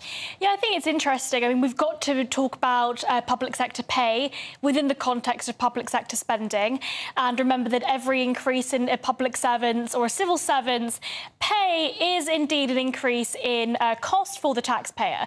Now, the average salary for an ONS economist is about £31,000. It can go up, of course, with experience. And I think what's interesting about this is, we can talk about the way in which we feel, sorry for many people that haven't been able to actually look at those flexible working arrangements. Nana, you couldn't work from home if you wanted to. You're in the studio running a show. So I think it's really important that we have these conversations and actually thinking about where the money is coming from, but also why those people seem to feel the need to want to sort of bargain their way into having flexible working arrangements. The evidence around working from home is still pretty unclear. My question is, how did this all work before the pandemic? Exactly. Well, it worked, didn't it? And they did what they were told, but somehow they're not doing that. Right, let's bring in Peter Spencer as well. Peter Spencer is here. Oh, Peter Spencer. Peter Spencer, what are your thoughts? Yeah, I mean, my thoughts are that there are 2 particular industrial disputes going on at present. One is over home working and the other is over minimum cover during a strike. In both cases, I can see the arguments on both sides. The bosses say, look, it's more efficient if people show their faces at the office now and then, and the workers say, look, it's not what we signed up for on the minimum cover in the case of a strike. And the bosses say, look, for God's sake, there's certain times there's stuff we've got to do, to which the workers say, yeah, this is an intrusion on our fundamental trade union rights. But far more importantly than this, I think, is the legal challenge notably over Rwanda. And here I have to say, I do think that Sir Humphrey's got a point, because of the fact that the government and Rishi Sunak just a couple of days ago have repeatedly hinted they are liable to put up 2 fingers to the European Court of Human Rights. And their legal advice is quite clear on this subject, which is the fact that they would then be breaking international law. And at this point, the civil servants are saying, yeah, look, the civil service, the terms of service, so to speak, are we going to be complicit in breaking international law? Not if we can possibly help it. But they're not really. Look, that is with the premise that they are breaking international law. And from what Stephen said, it doesn't sound like they are, right? So why do they think... Sorry, Stephen, am I right in saying that? I'll come in. No, I think it's very important. For some reason, and I noticed it several years ago, international law is all anybody ever talks about. But we are sovereign subjects of the United Kingdom. We are subject to UK law. We're subject to domestic law. We're not subject to international law. It doesn't control us. It's not in charge of us. It's not our boss. You know, it lives in the land of Narnia. And where the point is interesting is where we incorporate it into our domestic law, then it binds us. And the Human Rights Act has incorporated the ECHR. So if the ECHR found against Rwanda, then the civil servants would be right in saying we are bound by domestic law and we cannot break domestic law, and therefore we cannot help you on Rwanda. But it does require the ECHR to firstly make that ruling. They can't just guess that that is what the ECHR will do. And it also requires the United Kingdom to stay under the jurisdiction of the ECHR, which is our choice. We can leave. So, but it's important to get all the laws right and in order. And all I ever then do is make sure that they're applied consistently. And civil servants who are going around saying, I can't do this because of international law, well, ignore them. They're obviously wrong. They're not bound by international law. That's nonsense. But if they can't do it for domestic law, that's different. OK. Reem Ibrahim. Yeah, so I mean, I just wanted to add this point. You know, international law is effectively, you know, it's colloquial. We've got different laws through different supranational institutions, like, for example, with the ECHR, and we go through the European Court of Human Rights. But actually, in this country, we have an unwritten constitution, and law derives from Parliament. We have parliamentary sovereignty. And so all of this nonsense and this kind of, I do think it is a political move. I think it's political in terms of the way in which they are trying to prevent government laws and government legislation from occurring or from being implemented specifically in the case of the Rwanda bill. Now, I actually don't think that the Rwanda policy is particularly going to be effective, but I think this is a political move. OK. Right, so finally, then, I'll ask you all the question, then. Do you think that... I'll start with you, Peter Spencer. Are they overstepping the mark? Yes or no? No. No. I won't ask you, Stephen, because I know you're not allowed to make a judgment. So I'll go to Reem. Are they overstepping the mark? Yes, I do believe they are. And Peter Edwards. The Rwanda policy is morally wrong, and civil servants have a right to act according to their conscience. So are they stepping the mark then now, or with the things they're doing now? You don't think they are? No, they're entitled to act according to their conscience. Lovely, thank you so much. Right, that's it. That's Peter Spencer, former Sky political correspondent. Thank you so much. Stephen Barrett, barrister and writer. Thank you. Peter Edwards, former editor of The Labour List, and Reem Ibrahim, political commentator. Thank you so much for your thoughts. Brilliant. That's lined it out for me now. So hopefully that is clear to you. What do you think then? This is GB News live on TV, online and on digital radio. I'm Nana Akua. Coming up, we'll continue with the Great British Debate this hour. I'm asking, are civil servants overstepping the mark? You'll hear the thoughts of my panel, author and broadcaster Lizzie Cundy, also former advisor to the Labour Party Matthew Laza, who always has lots to say. Still to come, my difficult conversation. Jessica Alves should be live in the studio telling her about her plastic surgery, which cost her $1 million. But first, let's get your latest news headlines with Tatiana Sanchez.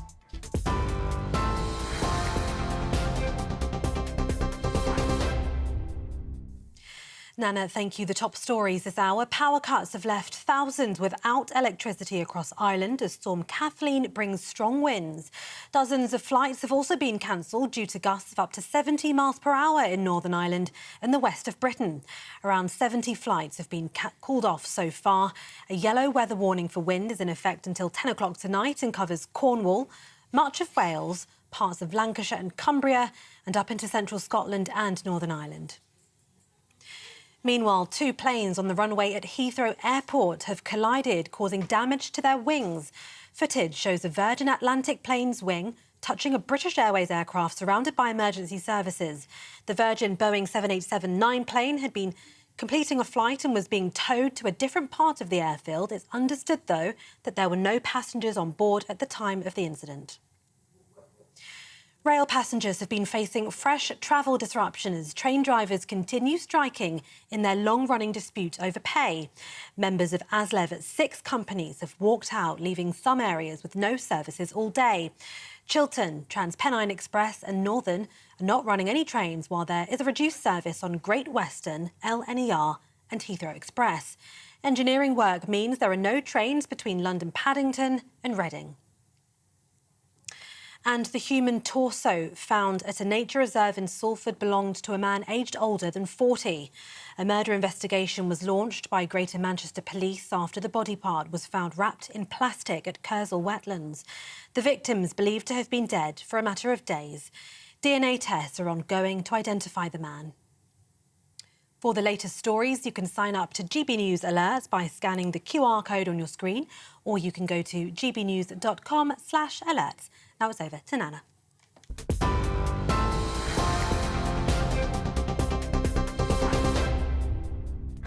Good afternoon. It's 35 minutes after 4 o'clock. I'm Nana Akua. This is GB News, Britain's election channel. Coming up, Royal Roundup time, Royal biographer Angela Levin will be live in the studio to give us the latest from behind the palace walls. But next, it's time for the Great British Debate this hour. And I'm asking, are civil servants overstepping the mark? I've got a poll up right now on Twitter asking you that very question. Are civil servants overstepping the mark? Email gbviews@gbnews.com. Tell me what you think. Cast your vote now.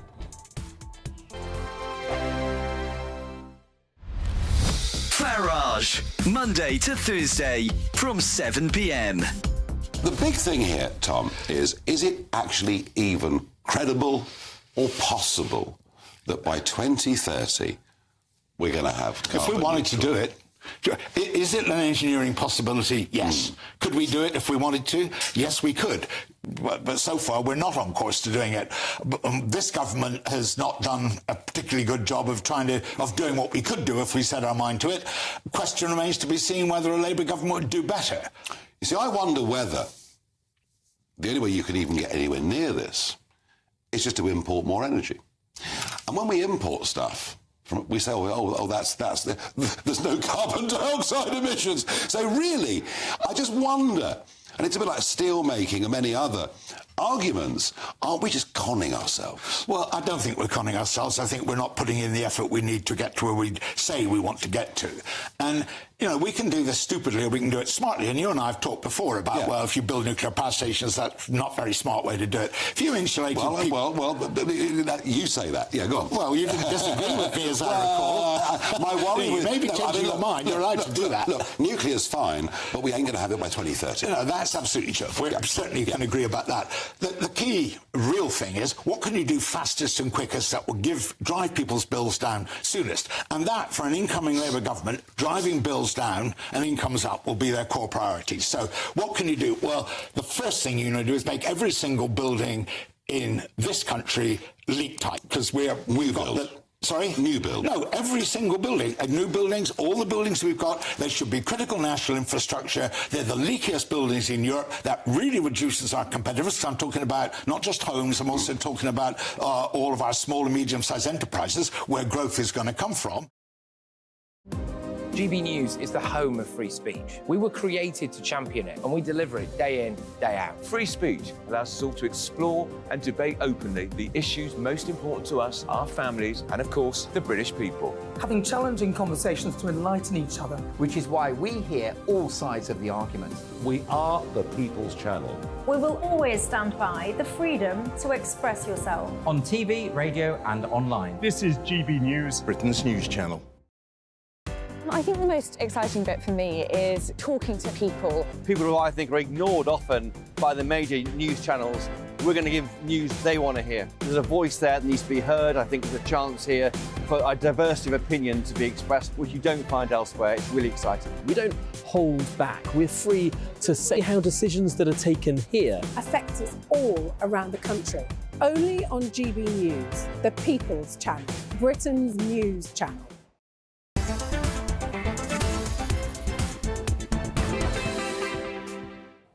Good afternoon. It's just coming up to 39 minutes after 4 o'clock. This is GB News. Don't forget you can download the GB News app. It's completely free.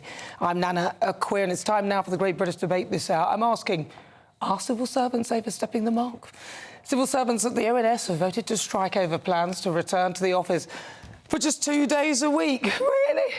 With support 73%, this reflects growing resistance to government directives on office attendance due to concerns about personal disruptions and childcare. In the meantime, civil servants overseeing arms exports to Israel have requested to cease work immediately over fears that they could be complicit in a war or in war crimes in Gaza. So for the Great British Debate this hour, I'm asking, are civil servants overstepping the mark? Well, let's see what my panel make of that. Joining me now, broadcaster and columnist Lizzie Cundy, and also former Labour Party advisor Matthew Lauser. Matthew Lauser, there they are, 2 days a week, too much for them.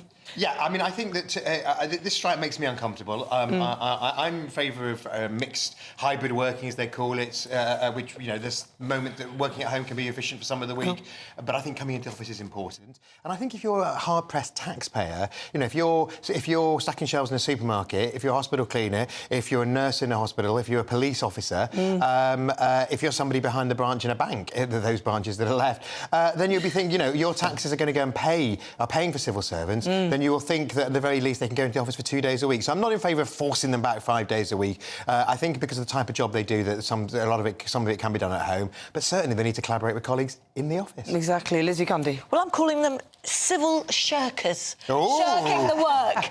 Well, no, hold on a minute. These guys have been in lockdown since 2020 and they now decided they want to stay full-time at home. How are they going to strike? Are they going to strike from their living room with their feet up on the table or in the back garden? It's not going to be flying on pickets. their desk chair? I mean, where are they actually going to strike? Now, will anybody notice? I've in the break, I had a look at some of the facts of these guys. Now, their average pension retirement and is over 60k, and a you know, high grade earning up to 80k. They get 30 days holiday. They're in a really plum, nice job. And they're now, I don't know if you know, the HMRC from the 8th of April until September the 29th are no longer going to take anyone's calls about their... they've decided on their tax returns. So they will not take your calls? No. Because they've probably got their feet up watching TV. I think there'll be some calls for that to be reviewed. Absolutely, that was the plan. I mean, I actually think this is absolute joke. What about the fact that some of them are now looking to down tools because they've decided that perhaps they don't want to be complicit in potential war crimes? Well, I think on that, I take that a bit more seriously. But you heard what Stephen said. Yeah, so I think what we should do is wait for the legal advice to come out. I think they're certainly preempting the gun by getting in there first. But why should they even be allowed to make decisions of that nature? They are unelected civil servants. Yes, there is a kind of philosophical debate about, you know, people just following orders, and, you know, we've seen that in other... leave if they can't do the... Well, I mean, you know, maybe that's the answer, but I think that... I mean, I think certainly them deciding that they're not only deciding that they're going to follow the legal advice, that they're just sort of imagining what the legal advice might say. So I think that's absurd in the first place. And then there's an issue about whether the legal advice does say that. I suspect it won't. So therefore, it's theoretical. Are the ones to decide, not the civil servants, and they've got too much power, and you know, we've got to be tougher on them. But the American system is when the new elected president comes in, he can then clear the floor of the, you know, old civil servants, because they're the ones that are actually the continuity of the government. Yeah, I mean, the independence of our civil service has been something that we've all cherished between governments of all different parties. But I think you're right. If there is a question over that impartiality, a growing question over that impartiality, then it will mean people start asking questions about how the civil service is run. I'm just worried how we actually look and measure their productivity. Well, anyway, we measure it by the fact that they haven't managed to do many... Well, the Home Office is one that we could measure. They need to all come back to the office. But this show is nothing without you and your views. Let's welcome our great British voices, their opportunity to be on the show and tell us what they think about the topics we're discussing. Let's go to... Where should we go? Oh, where's the map taking us? Let's go to Bristol! Yay! Let's have a chat with Lee Harris. Lee, can't wait to hear your thoughts on this. What do you got? What do you think? 100% yes. Of course they are, Nana. And it's not for the first time. It's been obvious for a long time that our civil service has been infiltrated by woke, self-entitled, left-wing activists who are ideologically opposed to government policy. And we've seen many examples of this over. You know, you may remember that Patel had to take rare steps issuing a ministerial directive just to get to work on the Rwanda plan. And they tried to frustrate Brexit. They unbelievably tried to stop Uri Geller. And they managed to get Dominic Raab to resign, all while they were constantly speaking to the media against civil service. Lee, stop talking. Lee, we can't hear you, sadly. Your audio's terrible. Oh, no, this is terrible. I really want to hear what you had to say as well. This is annoying. Oh, can you not hear? It's like... That's not likely. That's Normally not he has likely. his tech all sorted, doesn't he? It's like he's in a hotel somewhere. I think he's been out for the night. We have to be quick, though, because Angela Levin is coming in. If she doesn't get her timings, I'm in trouble. Oh, yes, Absolutely. indeed. Angela's got a lot to say today. She has got she's loads poised. to say, so we'll give Lee another chance. We don't get him in the next... few seconds. No. Oh, well, listen, I think we're going to have to go and leave him, I'm afraid. Oh, poor old He'll be Lee. back. He'll be back next week. We're struggling He'll be back. here. We couldn't get your audio. Apologies, that's the fabulous We'll see him Harris next in week. Bristol. He was somewhere. Looks like he was in a hotel room somewhere in Skegness. But Skegness is lovely, by the way. Still to come, my difficult conversations. Jessica Albers will be here live in the studio to tell us about her experiences with plastic surgery. But up next, Angela Levin will be here to give us the latest from behind the palace walls, and there's loads on the menu. Good afternoon. Welcome to your latest GB News weather from the Met Office. Storm Kathleen is still very much the talking point of our weather over the next day or so. Situated out to the west of the UK, it's going to bring us some very strong winds through the rest of Saturday and into the start of Sunday. Those strongest winds likely across western parts of the UK, Northern Ireland and Scotland, perhaps seeing gusts of 60 to 70 miles an hour through the rest of the evening. But it's through Saturday evening, a band of showers pushes its way north and eastwards. These likely to turn very heavy with some hail and thunder mixed in for southwestern parts of the UK. It will gradually turn drier for much of the UK through the early hours of Sunday morning, and it'll be a mild start to Sunday as well, with temperatures generally holding up in the high single figures. So after a brief drier start across the UK, another band of showers pushes its way north and eastwards through Sunday morning, again turning quite heavy in places, perhaps some localised flooding and travel disruption. Still a widely windy day on Sunday, the strongest winds though across northwestern parts of Scotland. Again, there could be gusts here of 60 to 70 miles an hour, so there could be some travel disruption through the afternoon. Another mild day across the UK, but temperatures down a touch on Saturday, maybe 16 or 17 degrees in the south, but still above average. Monday starts dry for Northern Ireland and parts of Scotland, but further south, another band of rain pushes up from the southwest through Monday morning, so turning very wet and windy across these parts through Monday afternoon. Remaining unsettled through the first part of next week, temperatures still remaining a little bit above average, but hints of something drier through the second half of the week. Are the newspapers getting you down? My wife didn't divorce me that month. Struggling to separate the wheat from the chaff? I know that it's a bit of a circus at the best of times. Well, don't worry, Headliners has got you covered. We'll take the burden of reading the day's news, and if we get depressed, who cares? It's an occupational hazard, frankly. That's Headliners on GB News from 11 p.m. till midnight, and the following morning, 5 till 6 a.m. on GB News, the comedy channel. Nah, just kidding. Britain's news channel. GB News is the home of free speech. We were created to champion it, and we deliver it day in, day out. Free speech allows us all to explore and debate openly the issues most important to us, our families, and of course, the British people. Having challenging conversations to enlighten each other. Which is why we hear all sides of the argument. We are the People's Channel. We will always stand by the freedom to express yourself. On TV, radio and online. This is GB News, Britain's news channel. Join me, Camilla Tominey, every Sunday at 9:30 when I'll be interviewing the key players in British politics and taking them to task. This report basically says that he's not fit to stand trial. With an upcoming election looming over Westminster, now is the time for clear, honest answers. I agree. And that's precisely what I'll get. Is he indecisive? Incompetent? That's the Camilla Tominey Show at 9:30 every Sunday on GB News, the People's Channel, Britain's election channel.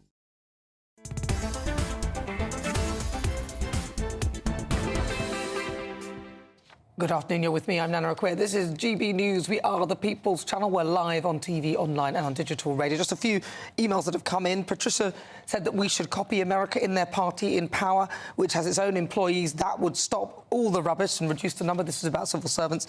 And Patrick said, I remember as a young civil servant working 6 days a week, getting in the office early to support my family. I just don't recognise the demands of work at home, civil servants today. We'll keep those thoughts coming, but now there's always something going on in the royal household, and this week has been no different. And each Saturday I love to give you a rundown, and who better to do so than royal biographer Angela Levin. Angela Levin, you've got some exciting news. No, I spent a lot of time yesterday watching the Netflix Goop, which is actually how Prince Andrew was persuaded to talk. Oh, that thing. And what he lost his job and he lost his titles and everything else. Yeah, it was quite interesting, but a little bit disappointing. I mean, first of all, you knew how it was going to be done, then all the waiting, and then you saw the actual documentary. And in the documentary, he does say the most extraordinary things. One of them that Prince Andrew said is, "Why are you going on and on about?" You know, one person, when actually I spent much more time talking to, you know, what's his name? Gosh, sorry, I'm messing this up. No, you're doing fine. So this scoop thing, though, this was Prince Andrew's interview with Emily Maitlis, and this is finding out how that he actually got how she got him to do this interview. Yes, it was Jimmy Savile that he spent a lot of time with. So he thought. So he talks about how he spent time with Jimmy Savile as well. Yes, you God. just think, my goodness, why are you doing that? We had three good actors. The actress who played for Sam McAllister, Billie Piper, was perfect because I know her quite well. And she had the walk, she had the expressions, she had the anguish of being a single mother and trying to work and do that. It was really well. And then Andrew, played by Rufus Sewell, he couldn't put enough weight on, so they had to give him prosthetics for the jaw and also to show his bottom, which we all see when he comes out of the bath. I'm not quite sure. Why do we need that?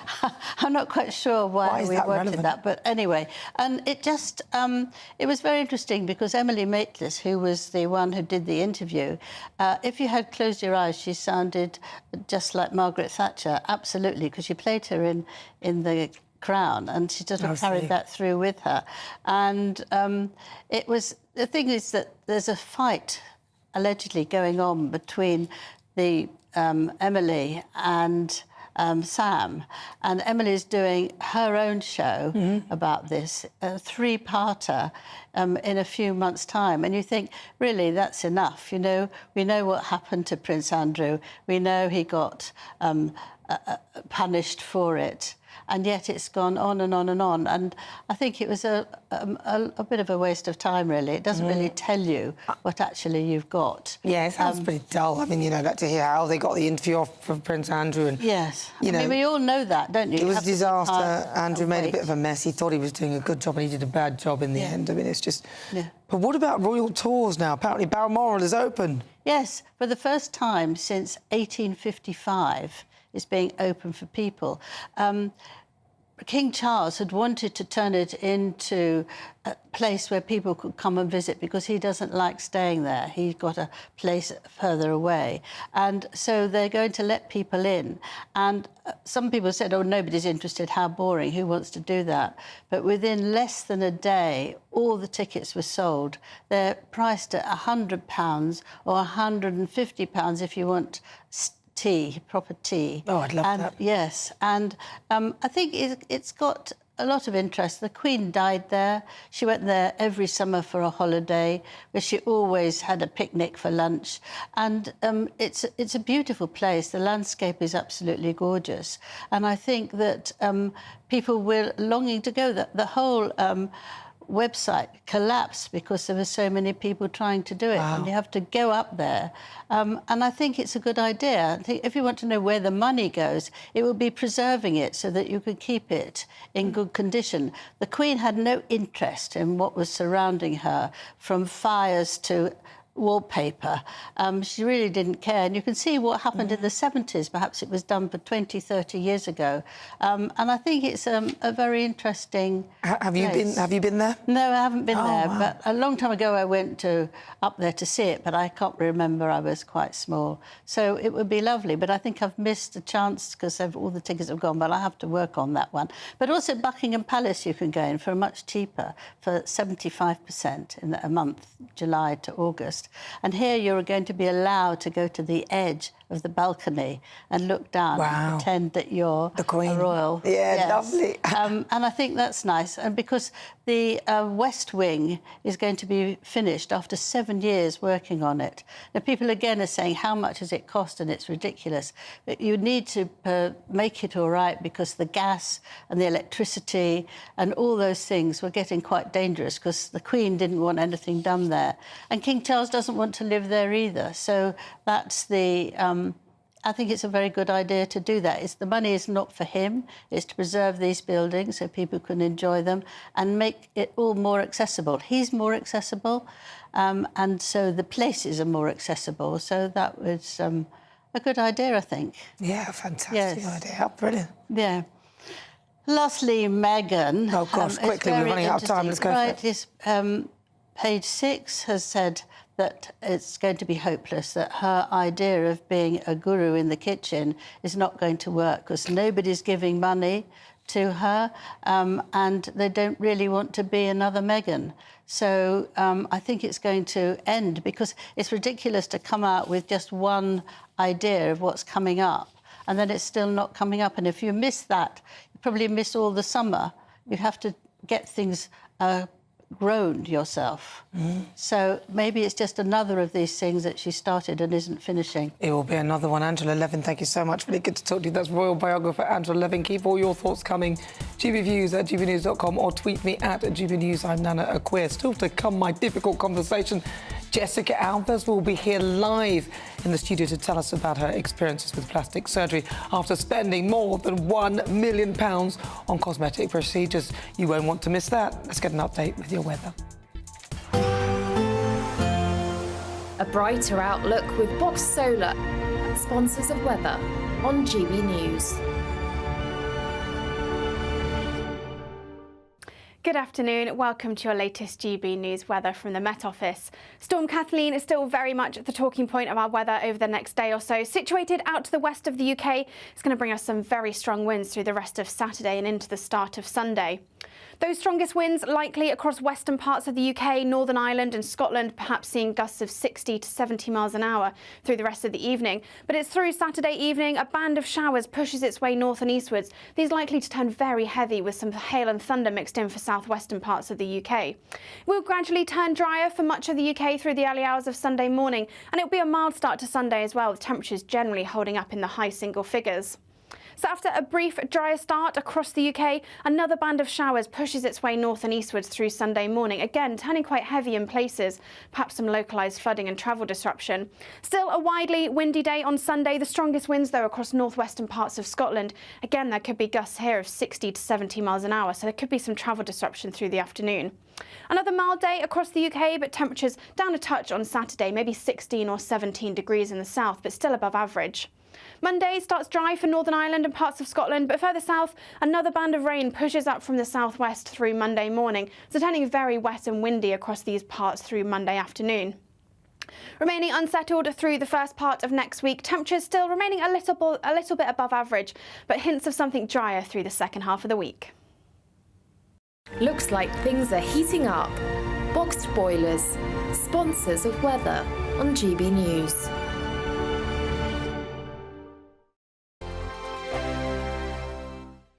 You could win our biggest prize giveaway so far. First, there's an incredible £10,000 in tax-free cash to spend however you like. Plus, courtesy of Variety Cruises, a bespoke 7-night small boat cruise for two worth £10,000. With flights, meals, excursions and drinks included, your next holiday could be on us. Choose any one of their 2025 Greek adventures and find your home at sea. We'll also send you packing with these luxury travel gifts.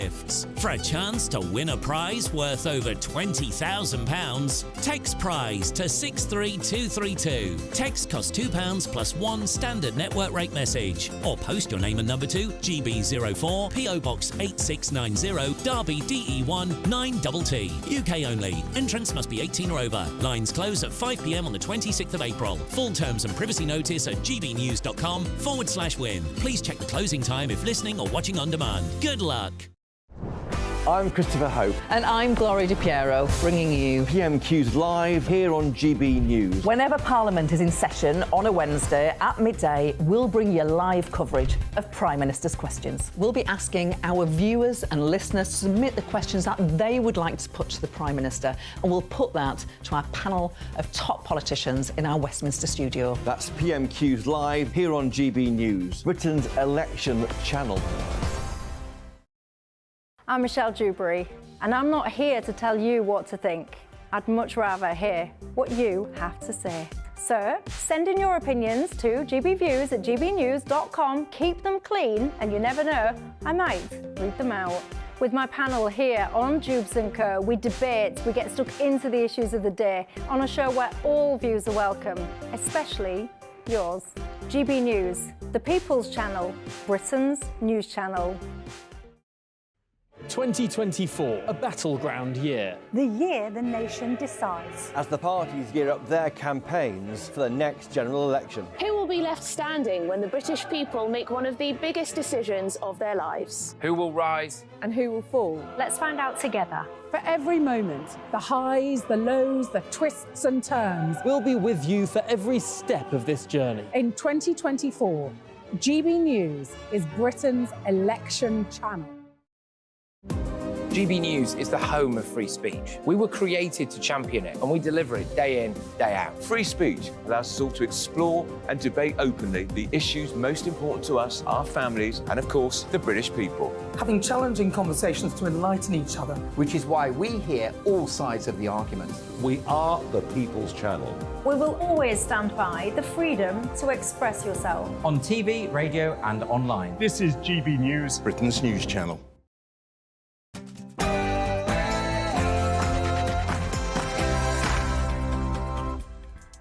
Good afternoon. If you just tuned in, where have you been? You've missed 2 hours of the show already. I'm Nana Akua. This is GB News on TV, online and on digital radio. For the next hour, me and my panel will be taking on some of the big topics hitting the headlines right now. Coming up, my difficult conversation this week. I'll be joined in the studio by TV personality Jessica Alves, who's had over 100 plastic surgery procedures worth more than £1 million. We'll be finding out how she looks now. She looks fabulous. Then for the Great British Debate this hour, I'm asking, is it time to ban UK arms sales to Israel? Then in clickbait, what's happening here? I will share the full video with you. You won't want to miss it. But first, let's get your latest news with Tatiana Sanchez.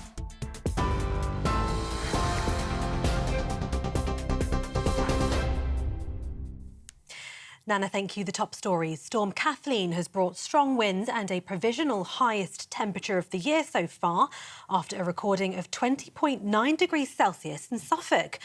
Dozens of flights, meanwhile, have been cancelled due to Storm Kathleen, with gusts of 70 miles per hour recorded in Northern Ireland and the west of Britain. Around 70 flights have been cancelled so far. A yellow weather warning for wind is in effect until 10 o'clock tonight and covers Cornwall, much of Wales, parts of Lancashire and Cumbria, and up into central Scotland and Northern Ireland. Meanwhile, 2 planes on the runway at Heathrow Airport have collided, causing damage to their wings. Footage shows a Virgin Atlantic plane's wing touching a British Airways aircraft surrounded by emergency services. The Virgin Boeing 787-9 plane had completed a flight and was being towed to a different part of the airfield. It's understood, though, that there were no passengers on board at the time of the incident. Rail passengers are facing fresh travel disruption as train drivers continue to strike in a long-running dispute over pay. Members of ASLEV at 6 companies have walked out, leaving some areas with no services all day. Chiltern, TransPennine Express and Northern will not run any trains, and there will be a reduced service on Great Western, LNER and Heathrow Express. Engineering work means there will be no trains between London Paddington and Reading. The torso found at a nature reserve in Salford belonged to a man aged older than 40. A murder investigation was launched by Greater Manchester Police after the body part was found wrapped in plastic at Kersal Downs. The victim is believed to have been dead for a matter of days. DNA tests are ongoing to identify the man. Climate activist Greta Thunberg has been detained by Dutch police during a demonstration in The Hague.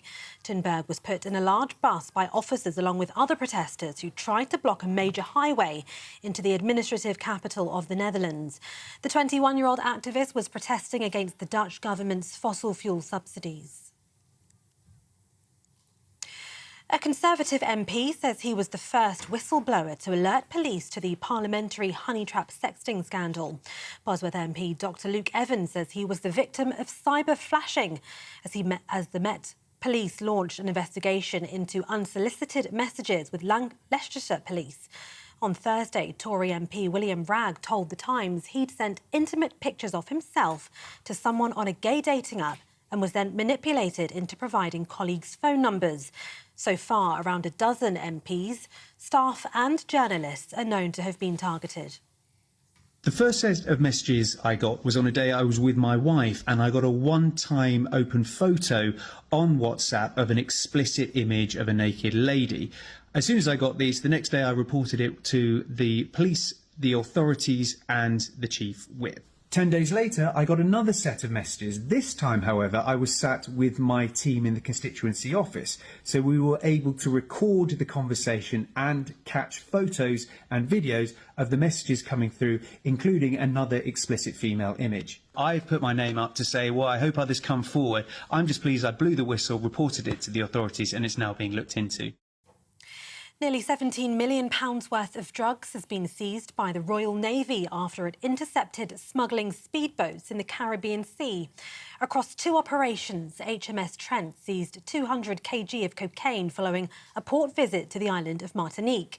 Defence Secretary Grant Shapps says it shows the Navy's commitment to disrupt and dismantle drug traffickers. And finally, today marks the 50th anniversary of ABBA's famous win at the Eurovision Song Contest, which elevated the Swedish pop group to international fame.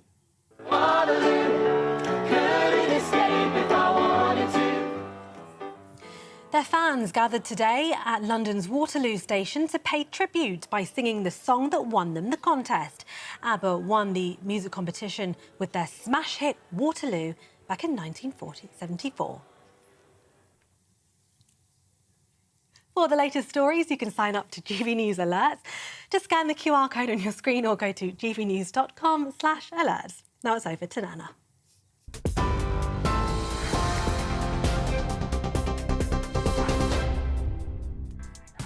So good afternoon. If you just tuned in, welcome on board. It's just coming up to 6 minutes after 5 o'clock. I'm Nana Akua. This is GB News, and for the next hour, me and my panel will be taking on some of the big topics hitting the headlines right now. This show is all about opinion. It's mine, it's theirs, and of course it's yours. We'll be debating, discussing, and at times we will disagree, but no one will be cancelled. So joining me today is broadcaster and columnist Lizzie Cundy, also former Labour Party advisor Matthew Lauser. Still to come, my difficult conversation today is with TV personality Jessica Alves, who was formerly known as the Human Ken doll and has spent upwards of £1 million undergoing over 100 cosmetic procedures. Then, for the Great British Debate this hour, I'm asking, is it time to ban UK arms sales to Israel? Boris Johnson has described the idea as insane and urged the government to denounce growing calls for the UK to halt arms exports to Israel. As ever, you can get in touch, email gbviews@gbnews.com or tweet me at gbnews.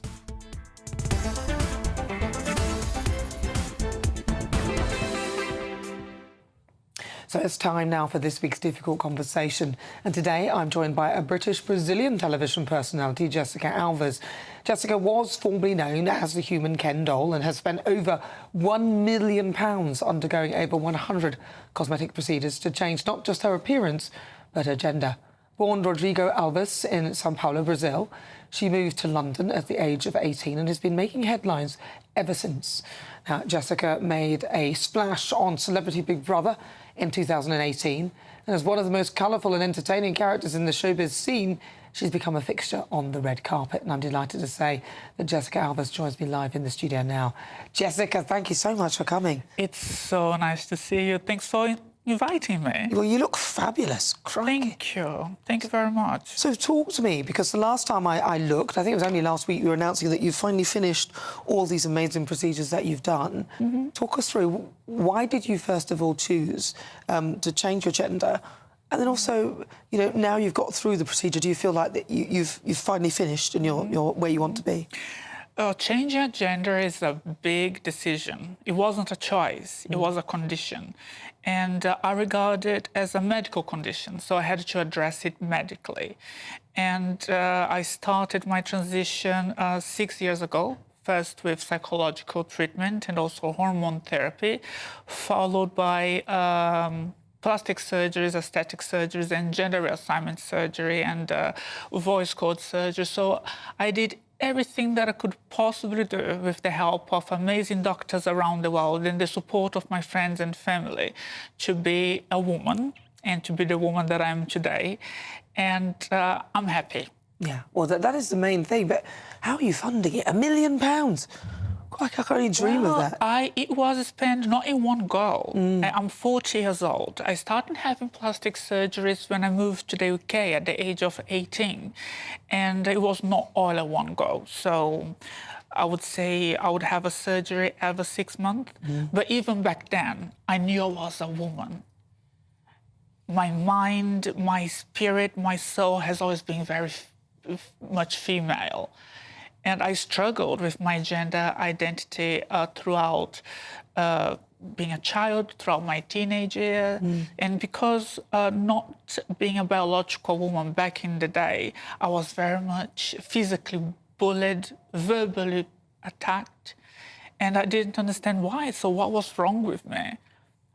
But then once being in England, going to university and making new friends. And I know here I'd like to believe that we live in a free society and that we have a freedom of speech and freedom to express ourselves however we want. I was able then to start my transition very slowly. So basically I was transitioning secret and having surgeries to be a woman in secret. Up to the point that I hit that wall that for me was to live or to die. And then I chose to live. And here I am to tell you a story. Well, you're telling an incredible story. But what in your view is a woman then? Because this is the age-old question. So in your view, what is a woman then? If it's not biological. There are so many words that we can describe a woman. A woman, to me, and this is how I would describe myself. Yeah. So a woman is gracious, gentle, empathetic, feminine, giving, understanding, and I really take pride on my appearance as being a woman. I have always liked fashion, but nowadays, as being a woman, I have much more choices and options to choose from. I love getting pampered, getting my nails done and my hair done. Obviously, that's not define what being a woman is. But then if you are a man, that would be frowned upon to some, to take so much care and even wear makeup. Obviously, a lot of men do wear makeup, they do, but it's still frowned upon. So the makeup industry is pretty much mainly designed for us females. So there are a lot of words and there are a lot of words that I could say now. Sorry, I just got messed with my words right now because I really get very excited when I talk about this. But there are different types of women and female. So how do you feel about J.K. Rowling, who expressed something that most people would see as real and true, that a biological man can never be a woman, and she was saying that. How does that make you feel? Because you believe that you are a woman. I don't believe that I'm a woman. I am a woman. Even my birth certificate has been changed to Jessica. I was born a female. I was born in Brazil, so I do have a Brazilian passport, but also I have a British passport. And my both passports also stated Jessica Alves female.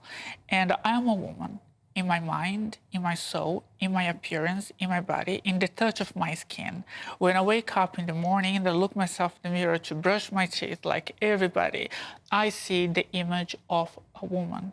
And I never felt like a man, therefore I am a woman. The emotions, the feelings inside. So it's very sad to read the headlines lately about J.K. Rowling, someone that I have read her books growing up, someone that I have always looked up to as a book writer, making remarks about transgender people that are so wrong. She doesn't understand anything about what she's talking about. She's not a doctor, she's not a trained doctor, she's a book writer. And I think that she should stick to what she knows best. But she might argue that she's a woman, though, so she knows that best. And so I'm also a woman. I'm a transgender woman, she's a biological woman, but we're both women. And throughout the years, when I started my transition, in the beginning, it was quite hard. Yeah, I can imagine. Because I still have the appearance of a very androgynous person transitioning. Nowadays, my transition, it's finished. And there are actually people who, not everybody actually know who I am. And once comes up in conversations, actually, I'm actually a transgender. People get a little bit flabbergasted and confused, but you're so gentle, you're so feminine, your body shape, your appearance. I say, well, that is what I've always wanted to be, and here I am. You are. But it's that her remarks are not they're not necessary. They're very indelicate. They're very hurtful, and she's creating a very bad reputation to herself. I think she's worrying about the blurring of the lines between women and men in that respect, and I think what her concern is not for trans people. I know she's expressed that she loves trans people and she doesn't, it's none of her business. So she says that. But, she says that she loves trans people, but her comments are from someone who is actually transphobic. Which comment would you say that, in your view? You do not comment on people's race. You do not comment on people's gender. You do not... Those are subjects that you don't point out and talk about. Like someone like her, with her influence, with her name, broadcasting her thoughts and feelings on something that she doesn't understand. It is wrong. Based on, for example, she says that because us transgender women, we do not menstruate, therefore we are not women. But a lot of biological women, not a lot, some biological women also do not menstruate. But that would be... That does not define... But that would be the exception to the rule, to define what a woman should be able to be capable of. Mm-hmm. Doesn't mean that now there's a new type of woman that doesn't menstruate. It's just that this particular type of woman doesn't have one of the things that she should have as a woman. So it's either a fault or something that's gone wrong as to why she doesn't have that. So I hear what you're saying. Some women don't menstruate, but most women will have the capacity to menstruate. Yeah. So I mean, look, I think her point is, and I obviously speak for her, because I'm sort of more with her on this, that biological women are biological women, biological men are biological men. Mm. If you transition to be a trans woman or a woman, as you define yourself, then that's acceptable to you. But some people might not see it that way, that's all. But, you know, you look fabulous, and as long as you're happy, I think that's the main thing, isn't it? Yes, some people, they may not agree with what I'm saying. A lot of people also, majority of people also do not agree with J.K. Rowling's opinion. Mm. But it's a very delicate matter. I think you don't stir things up like that. And there are different categories of transgender people. And then I always say this, if you do believe that you are transgender, either trans man or trans woman, you need help. Just wearing a wig and a skirt and walking down the street and say that I'm a woman, that's not good enough. Now, the NHS do support people like us. Yeah. There is a medical department that will take care of you, that will give you psychological treatment. I think the hormone therapy is fundamental. What about, I mean, just in defence of J.K. Rowling, again, she would be saying she's protecting women's rights. And as you said, there are categories of transgender people, and some people may be as disingenuous, unlike you. Some of them won't be as genuine as you.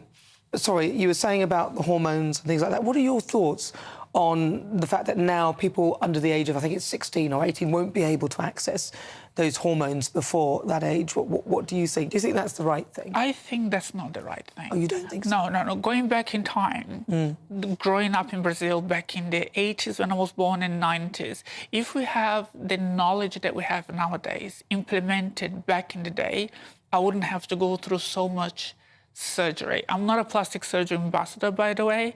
It has been a very painful journey, expensive journey. At times I saw death in my eyes. But then, no, I'm alive and I'm here, and then I find myself beautiful and happy. That's the main thing. Yeah. If I had that type of treatment at the age of 16, I would have saved my health, putting myself through so much surgery. But then, and did you know that though then? I mean, at that age, did you know that you... I knew. You knew? I knew.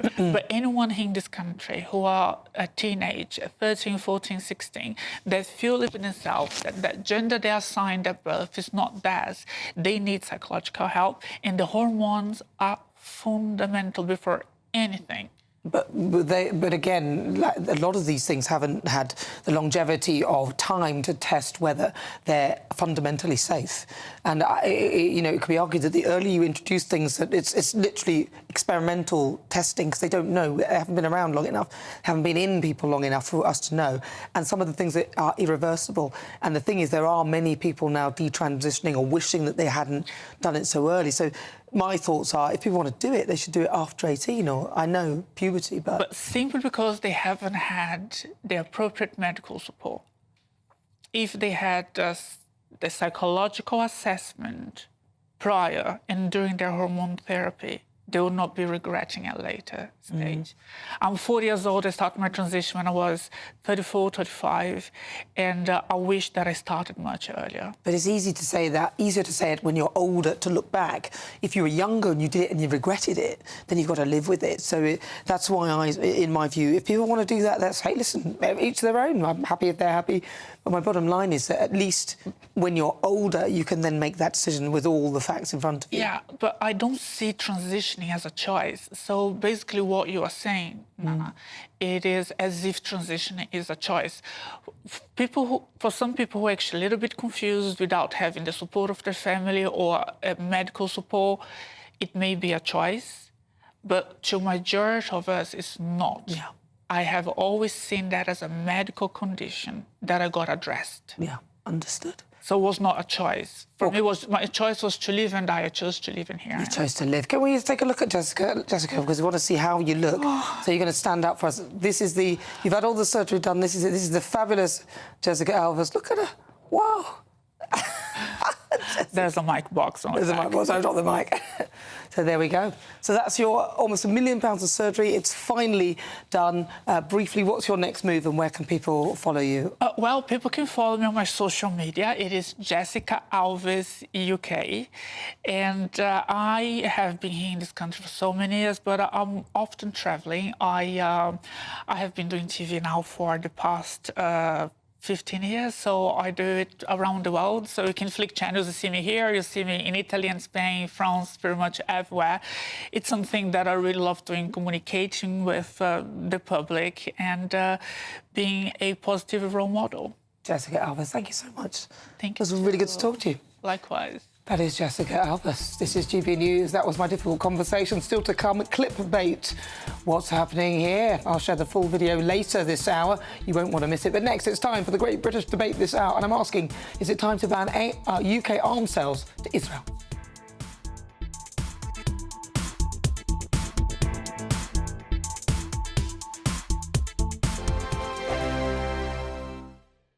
This is GB News, Britain's news channel. Offline and overlooked.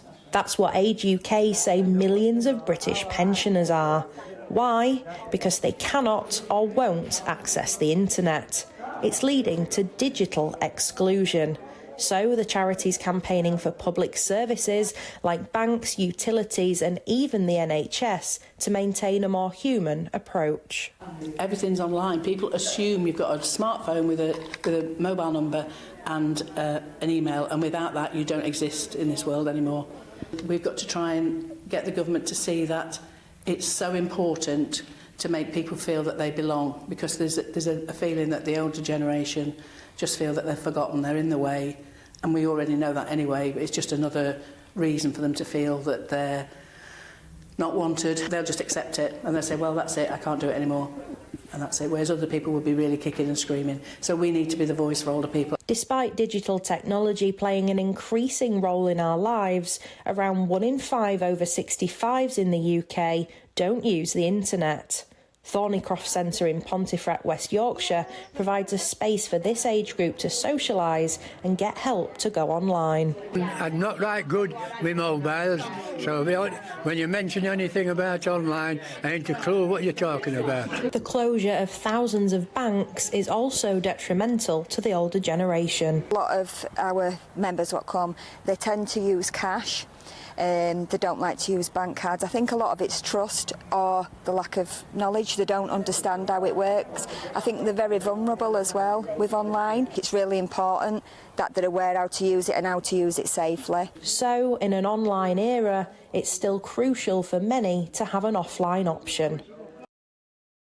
Join me, Camilla Tominey, every Sunday at 9:30 when I'll be interviewing the key players in British politics and taking them to task. This report basically says that he's not fit to stand trial. With an upcoming election looming over Westminster, now is the time for clear, honest answers. I agree. And that's precisely what I'll get. Is he indecisive? Incompetent? That's the Camilla Tominey Show at 9:30 every Sunday on GB News, the People's Channel, Britain's election channel. 2024, a battleground year. The year the nation decides. As the parties gear up their campaigns for the next general election. Who will be left standing when the British people make one of the biggest decisions of their lives? Who will rise? And who will fall? Let's find out together. For every moment, the highs, the lows, the twists and turns. We'll be with you for every step of this journey. In 2024, GB News is Britain's election channel.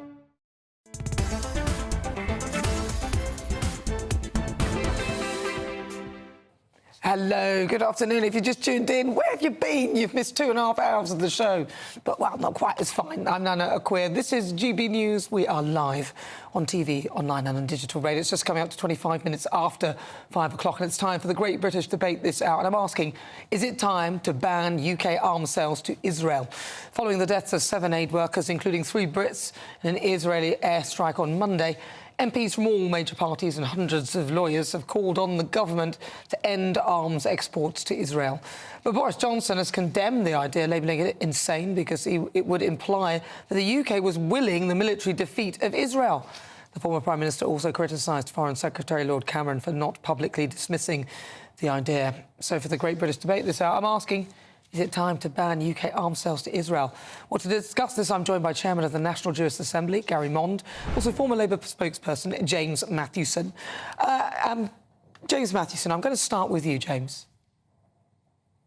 Yes, thanks, Nana. Thanks for having me. I think the issue that's important here to remember, and the thing I think we need to focus on time and time again, is Britain's involvement in this. You know, there are obviously many opinions on the situation in Gaza all around the world. We've had the UN Human Rights Council obviously announcing that they think that arms sales should be banned, and that they warned of signs of genocide in Gaza, or, you know, the actions of Israel. So it's about whether we want to be seen on the world stage to do the right thing, because Britain's contribution is small. I know that it is small in the grand scheme of things with regard to arms sales to Israel. However, for me, this is about principle, and we've seen so many people taken to the streets in Britain to stand up for what they believe in, and they do not want to see their country, their government, still being complicit, because that's what it implies. Boris Johnson saying that it implies that we're willing the military defeat of Israel if we stop selling arms to them.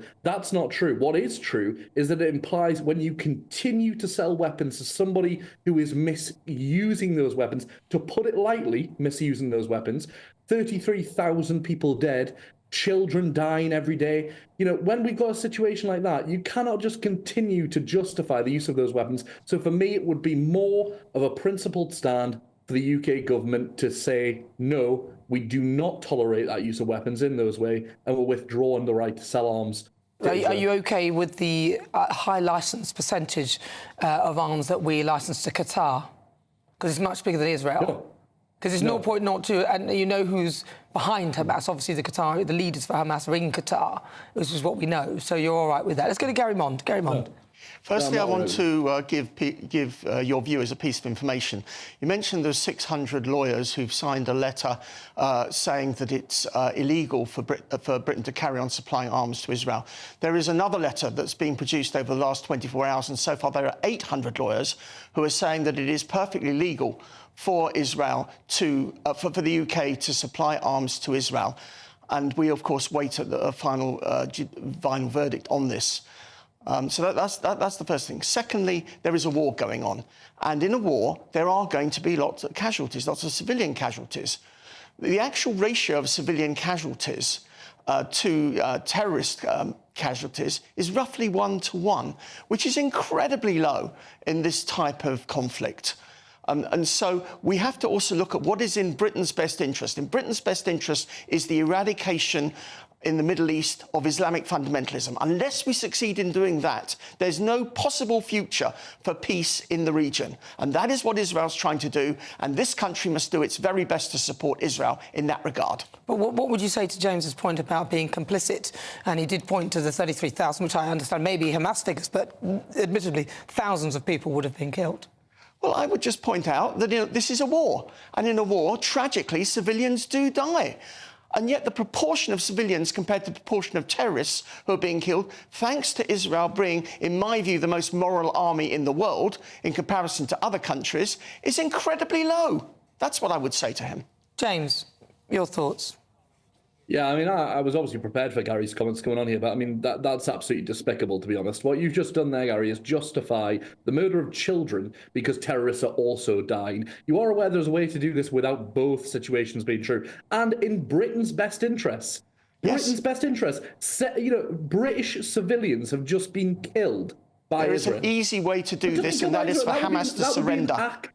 That would be an act of war in many situations against the nation state. But Gary's just made a good point there. Hamas are a terrorist organisation. They are despicable. Their actions are despicable. Israel is a nation state. It has to be better, and killing children is not an example of being better. But James, just to interject there, the only reason why Israel doesn't look like Gaza is because of the Iron Dome. I mean, you are aware that Hamas are still firing the rockets. Yeah, of course. But so if we go with you, so if we go with your view and make sure that Israel don't have any arms, so they can't even stop the rockets, what do you think the outcome will be there? That's not what I'm saying. If shipments to Israel now of arms are not stopping Israel from their own arms production, Israel is one of the most well-equipped. The IDF are one of the most well-equipped armies in the world. For Gary to say one of the most moral. Yeah, but if the other countries do the same. If the other countries do the same, they won't be, Gary.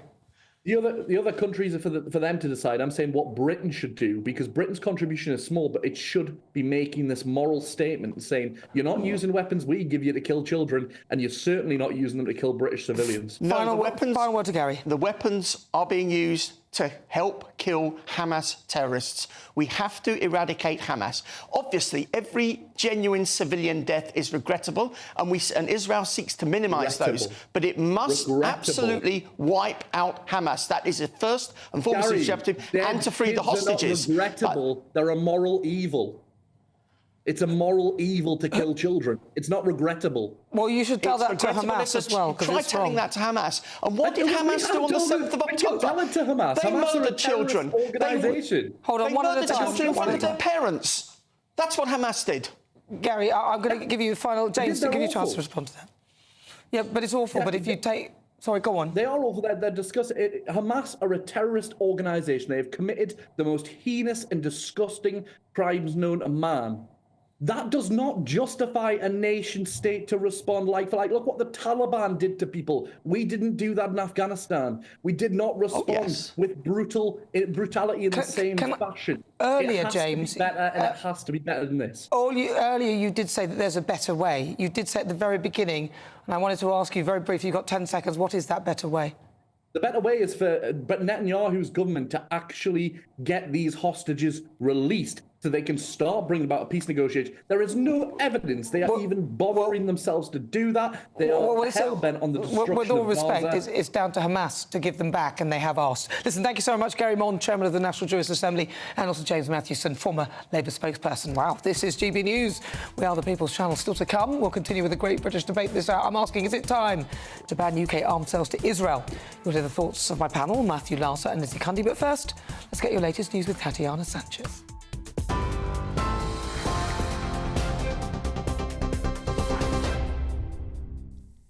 Nana, thank you. The top stories this hour. Storm Kathleen has brought strong winds and a provisional highest temperature of the year so far after a recording of 20.9 degrees Celsius in Suffolk. While dozens of flights have been cancelled due to Storm Kathleen, with up to gusts of 70 miles per hour in Northern Ireland and the west of Britain. Around 140 flights have been called off so far. A yellow weather warning for wind is in effect until 10 o'clock tonight and covers Cornwall, much of Wales, parts of Lancashire and Cumbria, and up into central Scotland and, of course, Northern Ireland. Meanwhile, 2 planes on the runway at Heathrow Airport have collided, causing damage to their wings. Footage shows a Virgin Atlantic plane's wing touching a British Airways aircraft surrounded by emergency services. The Virgin Boeing 787-9 plane had completed a flight and was being towed to a different part of the airfield. It's understood there were no passengers on board at the time of the incident. Rail passengers are facing fresh travel disruption as train drivers continue striking in a long-running pay dispute. Members of ASLEF at 6 companies have walked out, leaving some areas with no services all day. Chiltern, TransPennine Express and Northern will not run any trains, and there'll be a reduced service on Great Western, LNER and Heathrow Express. Engineering work means there'll be no trains between London Paddington and Reading. And the torso found at a nature reserve in Salford belonged to a man aged older than 40. A murder investigation was launched by Greater Manchester Police after the body part was found wrapped in plastic at Kersal Wetlands. The victim's believed to have been dead for a matter of days. DNA tests are ongoing to identify the man. And today marks the 50th anniversary of ABBA's famous win at the Eurovision Song Contest, which elevated the Swedish pop group to international fame.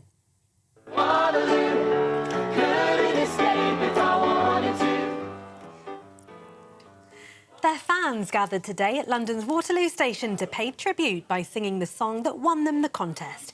ABBA won the European music competition with their smash hit Waterloo in 1974.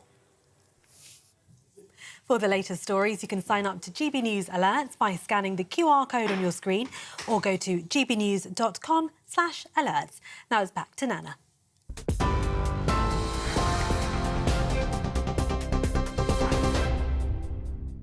So coming up, thank you, Tatiana. What on earth is going on here?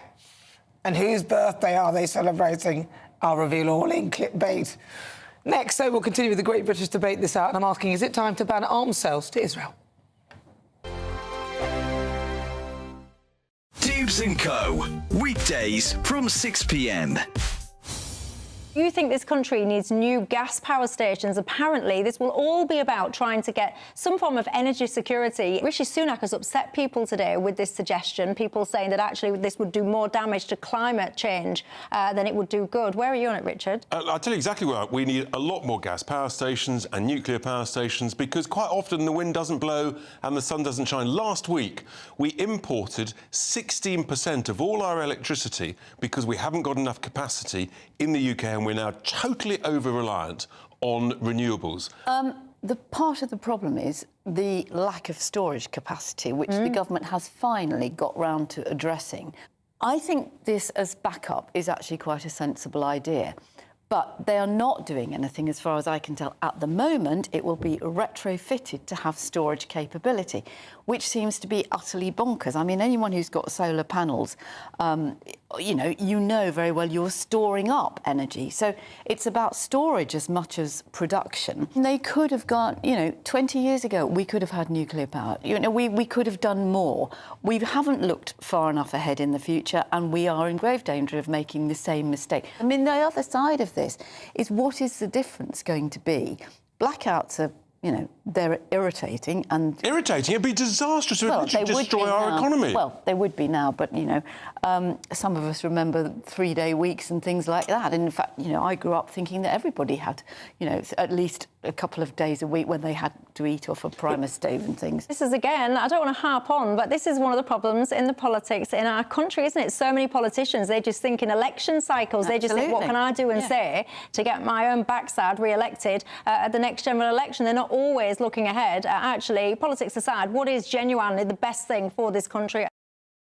Join us every night on GB News at 11 p.m. for Headliners, which is 3 top comedians going through the next day's news stories, which is exactly what you need, because when the establishment has gone crazy, you need some craziness to make sense of it. So join us 11 p.m. every night on GB News, the People's Channel, Britain's news channel. I'm Andrew Doyle. Join me at 7 o'clock every Sunday night for Free Speech Nation, the show where I tackle the week's biggest stories in politics and current affairs with the help of my 2 comedian panellists and a variety of special guests. Free Speech Nation, Sunday nights from 7 on GB News, the People's Channel, Britain's news channel. Every Sunday from 11, join Michael Portillo. There will be topical discussion, looking at the week before and the week to come. So kick back and relax at 11 a.m. on Sundays on GB News with me, Michael Portillo. GB News, the People's Channel, Britain's news channel.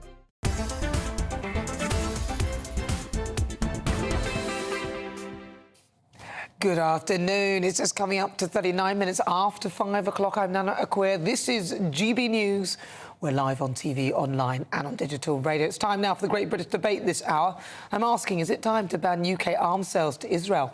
Following the deaths of 7 aid workers, including 3 Brits, in an Israeli airstrike on Monday, MPs from all major parties and hundreds of lawyers have called on the government to end arms exports to Israel. But Boris Johnson has condemned the idea, labelling it insane, because it would imply that the UK was willing the military defeat of Israel.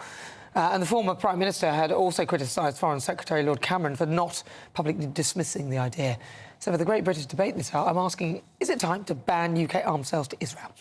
Well, joining me now to discuss, broadcaster and columnist Lizzie Cundy, and also author, I called you an author, you haven't written anything, have you, Matthew? Author of speeches. Author of speeches, articles, but no books. No books. Former Labour advisor, Matthew Lazo. Well, I'm going to start with you, Lizzie Cundy. Well, look, it's terrible what's happening, and I think every one of us wants this war to stop, and the loss of life, it is so tragic. Every life is precious and sacred.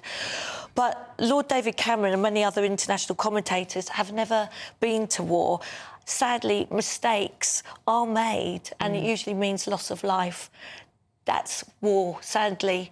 When Hamas, did what they did on the 7th of October, there were consequences that were going to happen. And, look, mistakes happen in war often. Look what the Americans have done to the British forces before. I think it was in 2003, a British tank was shot at. Living in a war zone, sadly, isn't a risk-free endeavour, and lives are lost. And it is tragic. It's shocking. And I know the people of Israel and the military will see every death as a tragedy, but so are Hamas a tragedy. And I agree with that. If they would stop, then this wouldn't be happening. Matthew? No, absolutely. I mean, look, we should never forget that Hamas, as awful attacks, started this, and we must never forget the hostages that are still being held, and all the families who are still waiting for their loved ones to come home, not just in Israel, but, you know, there are other nationalities there as well. So, having said that, and I'm a strong supporter of Israel's right to defend itself, right at the beginning of this, the American Secretary of State said it matters how Israel does this. And I think that I'm very, very worried that the Netanyahu government hasn't got a plan to end it, apart from basically flattening Gaza, which is not sustainable on either a political or humanitarian level. So, I mean, I think a lot of people calling for Britain to stop doing it should realise that we only sell about 40 million quid. It's not going to happen because apparently most of what we sell are widgets that go inside things the Americans make, so the Americans won't let us. They'll put pressure on us. So it's quite performative, but Israel needs to stop and think, and at least we saw the aid crossings open on Friday. Well, what about the Qataris then? Because on the list of the licences at the top was Qatar. These are people that we licensed weapons to. Qatar was at the top of the list, and obviously Hamas leaders are in Qatar, and all the brokering is happening in Qatar. I think there's lots of questions for Qatar. Whilst you are saying this, whilst people are pontificating, saying, "Oh, we must stop arms to Israel," we're quite happy to carry on. I hate virtue signalling. Absolutely, well, that's what I'm saying. Yeah. So I'm not calling. I think we need to see what happens this week. We need Israel to open the humanitarian, continue to keep the humanitarian corridors open. We need to. Cameron's going to have an updated legal advice, but people who are calling for an immediate ban now, I think, is premature. But Israel needs to behave. But the war could stop this second if Hamas give up the hostages. Absolutely, and they should do it. And stop firing the rockets. And they're hiding amongst the civilians in hospitals, in schools. So, look, we all want peace. We all want this to stop.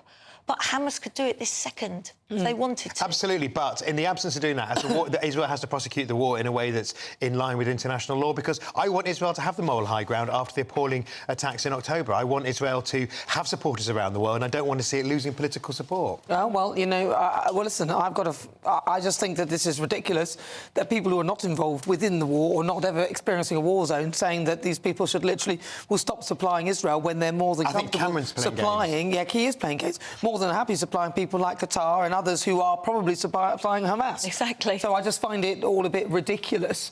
But let's see what you've been saying. I've been asking, is it time to ban UK arms sales to Israel? Lots of you have been getting in touch with your views.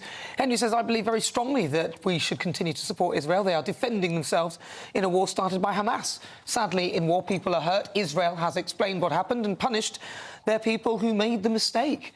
Christopher says it's past time to stop facilitating this war. Far too many innocent civilians have been murdered.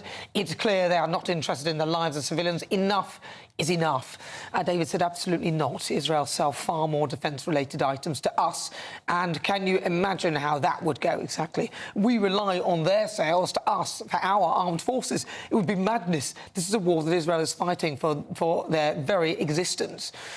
Well, that's what they're saying, but let's see what our views say, because this show is nothing without them. Let's welcome our great British voices, their opportunity to be on the show and tell us what they think about the topics we're discussing. I've got three of you. I'm going to start with Julie Ford in Bedfordshire. Julie, do you think it's time that we stopped funding parcel selling arms to Hamas? Julie? Hi, good afternoon, Nana. I do have a little bit more personal insight into this than others. I was married to a Squaddy for 20 years and he actually saw action in the Gulf War. So I'm fully aware of how war impacts everybody. For me, I don't think we should stop selling arms to Israel. At the end of the day, if we do that, they will become more vulnerable because they won't be able to defend themselves. And war, to a degree, should be equal in that way. There are rules of engagement to war as well, and we have to make sure that both sides are adhering to that. Yeah. You know, if they're making attempts to hit civil and aid workers on purpose, then that's certainly a breach of those rules of engagement. Thanks, Julie. Let's go to David in Watford. David Baum. Hi, Nana. First of all, I need to have in my colours to the mast. I'm Jewish. I'm very proud to be Jewish. The people calling for Israel to be disarmed forget that Hamas and Hezbollah and all the terrorists are being armed by Iran and Russia. They cannot expect Britain to stop and Israel to go, oh, OK, then we won't fire anymore. Hamas committed genocide, they committed murder. The publicity that they generate is higher than Israel's. And unless people understand what's going to happen if Britain and the other countries stop supplying arms, they are very, very narrow-minded. This would be the opening of bloodshed on a global conquest, because Hamas and their ilk would have a field day. Right, let's go to Gareth Wynne-Jones. Thank you for that. In Snowdonia. Gareth. Yeah, it's just a sad situation, isn't it, when you see what's happening on both sides. We don't want bloodshed, but at the end of the day, you know, these people are being armed, and if you're not armed, then there's going to be a problem. So it's very, very hard, I think, for governments to stop giving people the opportunity to defend themselves. And I mean that on both sides, and I think it is something that hopefully they will have a peaceful end to this very, very soon. Listen, thank you so much, Gareth Wynne-Jones, David Barham and also Julie Ford for your views. Those are great British voices. Thank you. Listen, coming up, my quickfire quiz. I'm going to test the panel on some of the stories that caught their eye this week. But next, it's time for clickbait. What on earth is happening here? Stay tuned to find out. That's next. Good afternoon. Welcome to your latest GB News weather from the Met Office. Storm Kathleen is still very much the talking point of our weather over the next day or so. Situated out to the west of the UK, it's going to bring us some very strong winds through the rest of Saturday and into the start of Sunday. Those strongest winds likely across western parts of the UK, Northern Ireland and Scotland, perhaps seeing gusts of 60 to 70 miles an hour through the rest of the evening. But it's through Saturday evening, a band of showers pushes its way north and eastwards. These likely to turn very heavy with some hail and thunder mixed in for southwestern parts of the UK. It will gradually turn drier for much of the UK through the early hours of Sunday morning, and it'll be a mild start to Sunday as well, with temperatures generally holding up in the high single figures. So after a brief drier start across the UK, another band of showers pushes its way north and eastwards through Sunday morning, again turning quite heavy in places, perhaps some localised flooding and travel disruption. Still a widely windy day on Sunday, the strongest winds though across northwestern parts of Scotland. Again, there could be gusts here of 60 to 70 miles an hour, so there could be some travel disruption through the afternoon. Another mild day across the UK, but temperatures down a touch on Saturday, maybe 16 or 17 degrees in the south, but still above average. Monday starts dry for Northern Ireland and parts of Scotland, but further south, another band of rain pushes up from the southwest through Monday morning, so turning very wet and windy across these parts through Monday afternoon. Remaining unsettled through the first part of next week, temperatures still remaining a little bit above average, but hints of something drier through the second half of the week.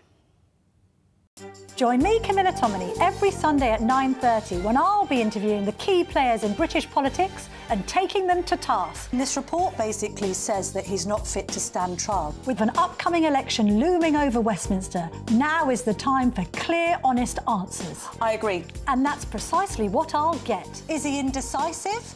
Incompetent? That's the Camilla Tominey Show at 9:30 every Sunday on GB News, the People's Channel, Britain's election channel. I'm Christopher Hope. And I'm Gloria Di Piero, bringing you PMQ's live here on GB News. Whenever Parliament is in session on a Wednesday at midday, we'll bring you live coverage of Prime Minister's questions. We'll be asking our viewers and listeners to submit the questions that they would like to put to the Prime Minister, and we'll put that to our panel of top politicians in our Westminster studio. That's PMQ's live here on GB News, Britain's election channel. Big news, big debates, big opinion. Patrick Christie's Tonight is the week's biggest show. Every weekday, 9 to 11 p.m, we've got the inside track on the day's top stories. There'll be sharp takes you won't get anywhere else. We will set the news agenda, not just follow it, and I want to bring you along for the ride. Whatever it is, we'll have our finger on the pulse. It's news, but it's this close to entertainment. Patrick Christie's Tonight, 9 to 11 p.m, only on GB News, the People's Channel, Britain's news channel.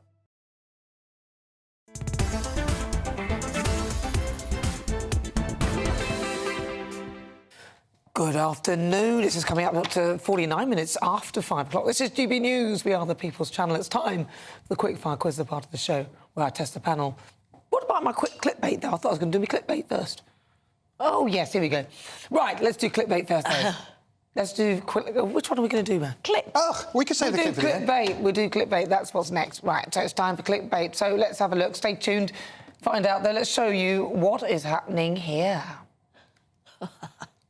Oh. Ah! Somebody said that, yeah. Oh, Matthew Lala. I've been rebranded officially. One of the viewers actually made that and sent that to me, so I thought... I always call him Matthew Lala. For those on radio, it's a picture of Matthew dressed in a Lala costume, one of the Teletubbies. You can wear that for next week. Right, but now... Christmas party, Lizzie. All right, and here we go now. This happened. I'm just wondering, if that viewers, we've been playing this throughout the show. What on earth is happening here? Hey! We've got some music. Do we have music?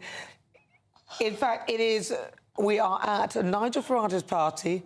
We're doing that oops upside your head dance. And that's what's going on. Lizzie's just behind me. That is not Vanessa Phelps. I have no idea which way I'm going, as you can see. I'm opposite to everyone else. Oops upside your head, say oops upside your... That one, is that the one? Oops upside your head. I said oops upside your head. Come on. Right, it's not very coordinated, is it? I think we had a few little sherbets, drinky Yeah, I believe it was a good night. A good time was had by all. So that was, of course, Nigel's 60th birthday party, if you didn't work It actually was one of the best parties, and I've been to some parties I've been to. Happy birthday, Nigel. Happy birthday. Right, though, so now it is time for my quick-fire quiz for some of the stories that caught my eye. OK, right, so let's hear my buzzers. Lizzie Cundy, your buzzer, please. And also you, Matthew Larser, your buzzer, please. Right, brilliant. And please play along at home. Right, so let's do question 1. Which Conservative MP revealed earlier today that he was one of the targets of the Westminster honey trap? Was it A, Bernard Jenkins, B, Dr Luke Evans, or C, Sir Peter Bottomley? I think that was Lizzie Cundy. Lizzie Cundy. B, Dr Luke Evans. Dr. Luke Evans. It was Dr Luke Evans. It was Dr Luke Evans. You're absolutely right. You saw the clip he did say. Right, second question, question 2. Closest answer wins. How much does the City of Venice charge tourists to visit its historic centre? Matthew Larser. €14. 14 euros? In euros, by the way, yes. 20. 20 euros. Let's see, the answer is... It's €5, Matthew Larser. 1-1, yes, it's going to be quite tight today. Right, this is an open question, question 3. What percentage pay rise will NHS consultants get after agreeing a deal to end their strike action? Matthew Larser. 14. 14%. Lizzie Cundy? 12. 12%, said Lizzie. Let's see, the answer is 98%. Oh, well done. Well, did I say closest answer wins, or it's an open question? No, that was the one before. You don't get anything. We both think. I'll go. Neither of you got it right. True or false question 4. Dwayne "The Rock" Johnson has ruled out endorsing Joe Biden in this year's presidential election, despite doing so in 2020. It's tricky. Is it Lizzie? Oh. Lizzie gone. True. It's true. I'll say false. You said false. The answer is true. It is actually true. I think you knew. I knew it was true, but you tell me off if I last don't give the time when alternative you answer. acted like you known it, then you haven't done it. You've then got it wrong. Yeah, absolutely. Right, last question. How many kilograms of illegal drugs did the Royal Navy seize in the Caribbean Sea? Was it A, 200 kilograms, B, 300, or C, 400? Oh, that was Matthew Larser. B. B. I'll say A. I'll say A. 200. The answer is A, 200 kilograms. Lizzie Cundy takes it. It's a humiliation. It's the la-la. It threw me. It threw me. I'm in recovery. Oops, upside down. Oops, upside down. I'm not joining in. On today's show, I've been asking our civil servants overstepping the mark. And according to our Twitter poll, 94% of you say yes. 6% of you say no. Well, I've got to say, really, God, I'm quite surprised at that. Are you surprised? Not really. Not really. Well, thank you so much to my panel, former Labour Party advisor Matthew Larser. Thank you. Thank you so much. And also to Lizzie Cundy. Thank you so much, Lizzie Cundy. Thank you. Pleasure. And also a huge thank you to you at home for your company. It's been a pleasure. Well, that is it from me. But up next, it's the Saturday 5. Don't go anywhere. Then at 9, it's Mark Doland with Mark Doland Tonight. I'll leave you with the weather. Enjoy. And don't forget, you can catch up live on YouTube, or why not download the GB News app? It's completely free. All right, I look forward to seeing you tomorrow at 3 o'clock. Be there or be square.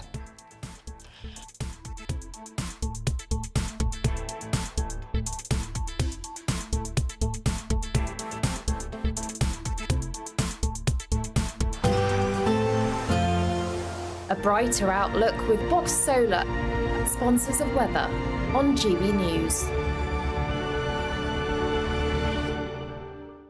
Good afternoon. Welcome to your latest GB News weather from the Met Office. Storm Kathleen is still very much the talking point of our weather over the next day or so. Situated out to the west of the UK, it's going to bring us some very strong winds through the rest of Saturday and into the start of Sunday. Those strongest winds likely across western parts of the UK, Northern Ireland and Scotland, perhaps seeing gusts of 60 to 70 miles an hour through the rest of the evening. But it's through Saturday evening, a band of showers pushes its way north and eastwards. These likely to turn very heavy with some hail and thunder mixed in for southwestern parts of the UK. It will gradually turn drier for much of the UK through the early hours of Sunday morning, and it'll be a mild start to Sunday as well, with temperatures generally holding up in the high single figures. So after a brief drier start across the UK, another band of showers pushes its way north and eastwards through Sunday morning, again turning quite heavy in places, perhaps some localised flooding and travel disruption. Still a widely windy day on Sunday, the strongest winds though across northwestern parts of Scotland. Again, there could be gusts here of 60 to 70 miles an hour, so there could be some travel disruption through the afternoon. Another mild day across the UK, but temperatures down a touch on Saturday, maybe 16 or 17 degrees in the south, but still above average. Monday starts dry for Northern Ireland and parts of Scotland, but further south, another band of rain pushes up from the southwest through Monday morning, so turning very wet and windy across these parts through Monday afternoon. Remaining unsettled through the first part of next week, temperatures still remaining a little bit above average, but hints of something drier through the second half of the week. Looks like